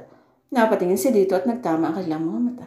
Unti-unti niyang tinawid ang maikling pagitan ng kanilang mga mukha. Nagdawap ang kanilang mga labi para sa isang maliinit at mapusok na halik. Alas 4 pa lang ng madaling araw ay gising na si Jackson. Nakapaligo na siya at nakapagbihis ng pumanaog dala ang isang bag ng kanyang damit at ilang personal na gamit. Nababa niya sa komedor ang kanyang mama at papa na nagkakape. Umalik siya sa kanyang mama at tinapik sa balikat ang kanyang papa. Pagkuha niya nagtimpla ng kape. Hindi ka ba muna mag-aalmusal, iho? Mayroon naman tayong tinapay dito at mabilis lang kitang maipagpiprito ng bacon at ham. Hindi na ho, mama. Nagmamadali ako eh. Sada na lang ako mag-aalmusal. Bakit hindi mo niyaya si Chit para naman makilala niyang kaibigan mo? Yun pa naman pala ang kukunin mong best man. Tanong ng kanyang papa. Hindi pwede si Chit ngayon, papa. May mga tao rin siyang kailangang kausapin. Pero nagpaplano na lang kami ng lakad doon bago kami ikasal. Gusto ko rin namang makilala niya si Jack bago kami ikasal. Tumango ang kanyang papa. Inubos naman agad niya ang kape. Gusto na niyang makalis para makarating tayo sa Baguio bago mananghalian. Muli siyang bumalik sa kanyang mama at nakipagkamay sa kanyang papa. Saka lumabas na siya at tinungo ang kanyang kotse. Ilang sandali pa ay nasa labas na siya. Kumaway siya sa kanyang mama at papa na nasa may pinto sa kanya pinatakbo ang sasakyan. Mabilis naman ang kanyang naging biyahe. Palibhasa ay madaling araw at kukonti pa lang ang sasakyan sa kalsada. Mabilis siyang nakalabas sa North Expressway. Doon naman ay maluwag lalo dahil inayos na yon kaya naman bago pagganap na tumaas ang araw ay nasa Tarlac na siya. Huminto siya sa isang Jollibee outlet at doon nag-almusal. Hot chocolate lang naman at 3 pancake kaya madali siyang matapos kumain. Nagpatuloy na uli siya sa paglalakbay. Mabilis pa rin naman ang takbo niya dahil nasa probinsya na siya at hindi na katulad sa Manila na ang dami ng mga sasakyan sa kalsada. Hanggang bandang alas 10 ay nasa Baguio na siya. Gusto sana niyang tawagan si Jake pero wala naman siyang cell number nito. Ang alam niyang number nito ay ang sa landline. Tinawagan na nga niya ito noon pang isang araw para makatiyak siyang paroroon ito sa hotel sa araw ng pagpunta niya dito. Nakarating siya sa hotel nito, ang Golden Palm Hotel na hindi kalayuan sa Mines View Park. Napanguti ng matanaw si Jake sa may carport ng hotel na kinakausap ang isang security sa may pinto. Ibinaba na agad niya ang bintana ng kotse bago pa man huminto ang kanyang sasakyan sa carport. Jake, tawag niya sa kaibigan. Jackson, masayang bulalas ito at saka iniwan ang kausap. Bumaba naman agad siya sa kotse at pinadala na sa isang valley ang pagpapark ng sasakyan. Agad silang nagyakap ni Jake na tila mag-asawang matagal na nagkalayo at noon lang ulit nagkita. Maigpit silang nagkamay. Matagal na kasi nilang hindi nagkikita. After graduation pa yata ang huli nilang pagkikita. At iyon ay mahigit 5 taon nang nakararaan. Hindi naman kasi siya naaakyat ng Baguio. Iniwan na nito ang kausap at niyaya siya sa loob. Magkahawak kamay pa sila na parang magkasintahan. Ganon sila kasabik ng gusto sa isa't isa. Maliwalas ang maluwang na labi. Maraming taong naglisaw doon. Habang iginagala niya ang tingin, ay minahagip ang kanyang mga mata sa isang panig ng labi. Pumitiw siya kay Jake at humakbang palapit sa bagay na nakatawag ng kanyang pansin. Napasinghap siya ng malapit doon at mamasdan iyon. Isang painting na nakasabit sa isang bahagi ng labi. Hindi siya maaaring magkamali.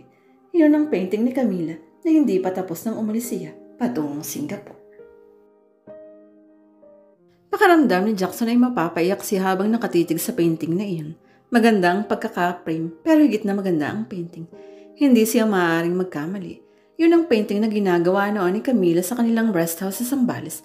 Ang bahay kubo at ang malaking puno sa likuran nito. Hindi niya maaaring malimutan ang dalawang element na iyon na siya pa lamang natatapos ni Camila noon. Ngayon ay tapos na ang painting. Bahay kubo sa gitna ng malawak na plantasyon ng mga bulaklak. Napakaganda ng pagkakayari. Makulay at nagdudulot ng sigla sa bawat makakakita. Tumako ang kanyang mga mata sa ibaba ng kanang bahagi ng painting. Isang simpleng Camila ang nakasulat. Pero kahit walang pangalang iyon, ay hindi siya maaaring magkamali na yun ang painting ni Camila. Kilala ng puso at kaluluwa niya ang painting na iyon, kahit hindi niya nakita kung paano iyon natapos. Palim niyang kinagat ang mga labi upang hindi lumaglag ang kanyang mga luha. Bigla niyang naalala si Camila. Bigla niyang nadamang mahal na mahal pa niya ito at kinasasabi ka niya itong makita. Maganda, hindi ba? Tanong ni Jack na nasa likuran pala niya. Oo, sabi niya sabay tango, pero hindi nilingon ng kaibigan. Marami ang nakakapansin sa painting na iyan, kaya nga tamang-tama na dyan ko siya nailagay. Paano mo siya nakuha? Paano mong nabili iyan? Saan? Naku, mahabang kwento. Halika doon tayo sa office ko ng halian at doon ko ikukwento sa iyo ang tungkol sa painting na iyan. Malakas ang kabog ng kanyang dibdib nang sumama siya kay Jack patungo sa office nito. Hindi pa niya maiwan ang painting kaya nilingon pa niya ito. Talagang napakaganda. Pagpasok nila sa office ni Jake ay tumawag ito sa food service at nagpahatid ng pagkain doon para sa kanilang dalawa. Hindi naman tagtagal at 2 waiter ang pumasok dala ang mga pagkain. Inilatag ang mga yan sa isang pandalawang mesa at saka sila iniwan. O kain na tayo, yaya ni Jake. Jake, gusto ko munang malaman kung paano napasayo ang painting na iyon. Napangiti ang lalaki, bagaman at bahagyang nagtataka kung bakit gano'n na lang ang kanyang interest sa painting. Okay, ganito yun. Pagsisimula ni Jake. Namatay ang tiyahin kong kapatid ni Papa sa Bacolod. Umuwi dito si Papa at nagpasama sa akin na pumunta doon. 1 linggo kami doon dahil hinintay pa naming mailibing si Tia Carmen. Nakatingin lang si Jackson sa kaibigan habang nagkukwento ito. Nang ilibing na si Tia Carmen, nakita ko ang painting na yan sa patio ng simbahan na mukhang itinitinda na yung gumuhit niyon. Habang pinagmimisahan yung patay, ay kinausap ko yung babae dahil naakit talaga ako sa painting. Naisip kong magandang i-display yun sa labi nitong hotel. Ipinagbili nga. 40,000 ang ibinayad ko dyan. 40,000. Actually ay 30,000 lang ang presyo. Pero nang malaman kung kaya niya ipinagbibili ang painting ay dahil sa kanyang inang may sakit. Dinagdagan ko na ng 10,000. Tulong ko na lang kako sa kanyang inay. Hindi siya nakakibo. Kamamatay lang daw ng kanyang ama. At yung nanay niya, parang masyadong dinamdam yung pagkamatay ng asawa kaya parang nagkasakit. At ang masama, parang ayaw ng tulungan ng sarili para gumaling. Nalaman mo ba ang kinamatay ng kanyang ama? Oo, noon kasing ilibing si Tia Carmen ay wala akong dalang pera para mabili ko yung painting kaya humingi ako ng address niyong babae. Sabi ko'y pupuntahan ko siya sa bahay matapos ang libing o kinabukasan at saka ko kukunin yung painting. Sa bahay nila na ikwento niya sa akin na yung father pala niya ay nakasagasa ng isang lalaki sa pagmamaneho nito sa jeep. Namatay yung nasa sagasaan at masyado yatang nagliti ang kanyang itay kaya nagkasakit. Kasi raw ay talagang kasalanan ng kanyang itay ang pagkakasagasa ng lalaki. Taga Bacolod ba silang talaga? Tanong niyang gustong makatiyak. Taga Lukban, Quezon daw sila. Pero nang makasagasa ang kanyang itay, napilitan silang umuwi sa Bacolod dahil taga roon ang kanyang itay.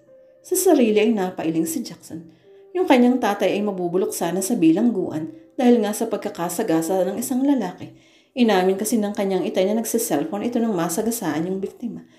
Nabalitaan naman ng magulang ng kasintahan ng babae ang nangyari. Inalok nila ito ng aariglohin ng kaso para makalaya ang itay niya pero sa kondisyong lalayuan niya ang kasintahan nito.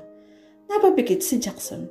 Hayo na ang kasagutan sa kanyang mga tanong kung bakit hindi na niya makontak si Camila at kung bakit umalis ito sa dating tinitirahan. Hindi niya napagilan ang pagpatak ng kanyang mga luha na labis ipinagtaka ni Jake. Jackson pare, bakit? Yung pangalan ba ng babaeng yun? Nalaman mo ba? Oo, Camila Alto. Hindi na niya pigil ang damdamin. Napahagulgol na siya sa nalaman tungkol kay Camila. Jackson, ano bang nangyayari sa'yo? Nagtaas siya ng tingin. Jake, ibigay mo sa akin ang address ng babaeng ito sa Bacolod. Bakit? Si Camila, siya ang kasintahan kong nawawala. Napawang ang mga labi ni Jake. Pero ang sabi mo ay kakasal ka na kay Chit. Paano naging kasintahan mo ang Camila nito? Mahagbang kwento. Pero ibigay mo muna sa akin ang address niya sa Bacolod at pupuntahan ko siya. Pero paano ang inyong kasal ni Chit? Kami ni Camila ang magpapakasal. At pare, ikaw pa rin ang magiging best man. Hindi nakakibo si Jake. Anong gagawin mo sa Bacolod? Tanong ng kanyang mama ng umagang iyon na bumaba siya sa kanyang kwarto na nakapaligo. Nakabihis at may dalang isang traveling bag. Sinabi niya sa inapupunta siya ng Bacolod. Naroon si Camila, mama. Pupuntahan ko siya doon. Sabi niya sa mahinang boses. Sino? Malinaw ang narinig niyo, mama. Si Camila. Nang umalis sila sa Quezon, doon sila nagpunta sa Bacolod, sa bayan ng kanyang itay. Yung nalaman ko na. Pupuntahan ko siya doon. Hanggang ngayon ba hindi pa natatapos ang kaibihan mo sa babaeng iyon? Baka nakakalimutan mong namanhika na tayo kina Chit. Mahal ko si Camila, mama. At alam kong alam ninyo yun. At paano ang kasal ninyo ni Chit? Hindi ko mahal si Chit, mama. Yun lang ba ang masasabi mo? Malalagay sa malaking kahiyan ng pamilya ni Chit kung hindi matutuloy ang inyong kasal. Walang malalagay sa kahiyan, mama. Dahil wala namang nakakaalam ng tungkol sa aming kasal, kundi tayo-tayo pa lang. Tatawagan ko si Chit at sasabihin ko na tagpuan ko na si Camila. Sasabihin ko sa kanyang gawa-gawa lang ang, teka, maaaring alam na niya ang tungkol doon, hindi ba mama? Alam ni Chit na gawa-gawa lang yung pagsama ni Camila sa ibang lalaki. Hindi nakakibo ang kanyang mama. Tumingin siya ng diretso sa mga mata nito. Baka nga pati yung pagpunta niya sa Singapore ay gawa-gawa lang din. Ano man ang totoo, hindi ako papayag na puntahan mo ang babaeng iyon. Hindi ako papayag hindi mo pakakasalan si Chit. Sigaw ng kanyang mama nang makabawi sa pagkabigla. Napailing siya ng malakas. Anak lang kita, kaya kailangang sumunod ka sa gusto mo. Marasi ang napabugasahan. Hindi mo ako mapipilit, mama. Nasa edad na ako para magpasya para sa aking sarili. Napakasama mo, sigaw nito. Napapanawag ang kanyang papa. Wari ay nabulahod nila sa pagtulog dahil sa malakas na boses ng kanyang mama. Ano ba ang nangyayari dito? Hayaan ang magaling mong anak. Pupunta siya sa Bacolod para makipagbalikan sa babaeng iyon. Sumbong ng kanyang mama. Totoo ba ito, Jackson? Tanong sa kanya ng kanyang papa. Kailangan kong gawin ito, papa, para itama ang lahat. Hindi kami magiging maligaya ni Chit kung pakakasal kami dahil hindi ko siya mahal. Mauuwi lang sa hiwalay ng aming pagsasama dahil dun. Kung ganon din lang ang mangyayari, hindi na ako mag-aasawa pa. Hindi nakakibo ang kanyang papa. Tutuloy na ho ako, papa, mama. Kapag umalis ka ngayon, huwag ka nang babalik at huwag mong asahang may mamanahin ka sa amin. Napahanto siya sa paghakbang at galit na tumingin sa kanyang mama. Bakit ba ganyan kayong mayayaman, mama? Wala kayong alam na ipanakot sa inyong mga anak kundi itatakwil at aalisan ng mana. Akala ba ninyo sa pera lamang lumiligaya ang isang tao? Ako mula sa pagkabata ay pawang kasaganaan ang natigman ko. Pero alam kong hindi ako ganap na liligaya kung si Chit ang mapapangasawa ko. Kahit ubo din naman sila ng yaman. Liligaya ako kahit wala ang mga karangyang ito, mama. Basta katabi ko lamang ang babaeng mahal ko. Hindi na niya hinintay na makapagsalita ang kanyang mama. Nagmamadaling na niyang tinungo ang pinto. Habol siya ng pagmumura ng kanyang mama, pero hindi na niya yon pinansin. Nakalabas siya ng gate at naglakad na lang. Sa banda pa rin nakakita siya ng isang taxi na nagbababa ng sakay. Kinawayan niya iyon at isinakay naman siya. Nagpatid na siya sa domestic airport. Walang makikibigil sa kanya para puntahan si Camila. Nandiyan na ako, Camila. Bulong niya sa sarili. Napahinto sa ginagawa si Camila nang makita si Jessie na umakit sa balkonahe na may dalang isang malaking baso ng sago at isang stick ng kamote Q na maraming asukal at medyo sunog ang pagkakaluto. Napangiti siya. Iyon ang paborito niyang merienda. Dinampot niya ang basahan sa isang tabi at pinahid ang pintura sa mga kamay. Kasalukuyan siya nagpipinta noon. Pangalawang kwadro niya at malapit nang matapos. Katulad din ng una, ang tema ng pangalawang painting na iyon, isang may edad na babae sa gitna ng malawak na taniman ng mga bulaklak. May basket na nakasabit sa isang braso ng babae na puno ng mga bulaklak. Ang isang kamay naman ito ay may kip-kip na isang pumpo ng mga bulaklak na pinitas nito. Sa paligid ng babae ay pawang magagandang mga bulaklak. O ate, merienda ka muna. Masayang sabi ni Jessie at inabot na sa kanya ang stick ng kamote Q at ang baso ng sago. Agad naman niyang ininom ng konti. Lumapit si Jessie sa harap ng malaking paint. Ang ganda naman ito ate. Tapos na ba ito? Konti na lang at tapos na. Sagot niya. Naku, malaking pera na naman ito ate. Ang ganda-ganda kasi. Sana nga. Bukas nga itatagawagan ko yung bumili ng una. Sabi niya pag may nagawa akong bago, itawag ko sa kanya. Naku ate, may suki ka na pala. Mukhang mabait yung bumiling iyon sa'yo. Oo nga. Sana ay mas malaki ang ibayad niya para dito. Mas malaki naman ang kwadrong ito eh. At mas maganda ate. Napangiti siya sa kapatid. Sumulyap siya sa ibaba. Sa harap ng kanilang bahay kung saan may maliit na tindahan ng merienda. Ang kanyang inay, maraming bumibili. Katulong naman ito ang bunso nilang si Manny. Walang pasok loob. Ibabalik na sana niya ang tingin sa kwadro nang may humintong tricycle sa harap ng tindahan. Buhat doon ay bumabang isang lalaking kilalang-kilala niya. Si Jackson. Papasok na sana siya sa loob para magtago, pero napatingala na si Jackson at nakita na siya ito. Nakita niyang nagsabi ito sa kanyang inay at saka nagmamadali nang umakyat sa hagdan. Camila, tawag nito sa kanya. Dala ng matinding pananabik ay sinugod na niya ito ng yakap. Wala siyang pakialam sa mga tao sa ibaba na nakatingin sa kanila. Yumakap din sa kanya ang lalaki at agad na naglapat ang kanilang mga sabik na mga labi. Matagal ang halik na iyon at umiiyak na siya nang magbitiw sila. Alam ko na ang lahat, Camila, at narito ako para patunayan sa iyo na humadlang man ang lahat ay walang makakapigil sa akin para ikaw ay pakasalan. Pero malaking halaga ang nagastos sa amin ng iyong mama. Kalimutan mo na ngayon, hindi ka naman sisingalin niyon. Narito ako para pakasalan ka na, para hindi na tayo magkahiwalay pa. Pero, mahal mo ako at mahal kita. Wala nang dahilan para tumanggip ka pang pakasal sa akin. Paano mo nga pala ako natuntun dito? Tanong niya. Alam mo bang best friend ko si Jake Agustin? Dinala ko siya sa kanyang hotel sa Baguio at nakita ko ang painting mo doon. Talaga? Oo, siya ang nagkwento sa akin ng tungkol sa iyo, kaya ako nakarating dito. Magpapakasal tayo at kukunin natin siyang best friend ko, Camila. At doon tayo sa kanyang hotel sa Baguio mag-honeymoon para makita mo yung painting mo doon. Nakadisplay sa lobby ng hotel. Jackson, huwag ka nang tumanggi pa, Camila. Narito na ako at tutuparin ko ng pangako ko sa iyong ipaglalaban kita sa aking mga magulang. Wala na siyang nasabi pa. Yumakap na lang siya sa lalaki at isinubsob ang mukha sa dibdib nito. Masuyo namang hinagka ni Jackson ang kanyang buhok. Alam ni Camila, liligaya na rin silang dalawa ng kasintahan.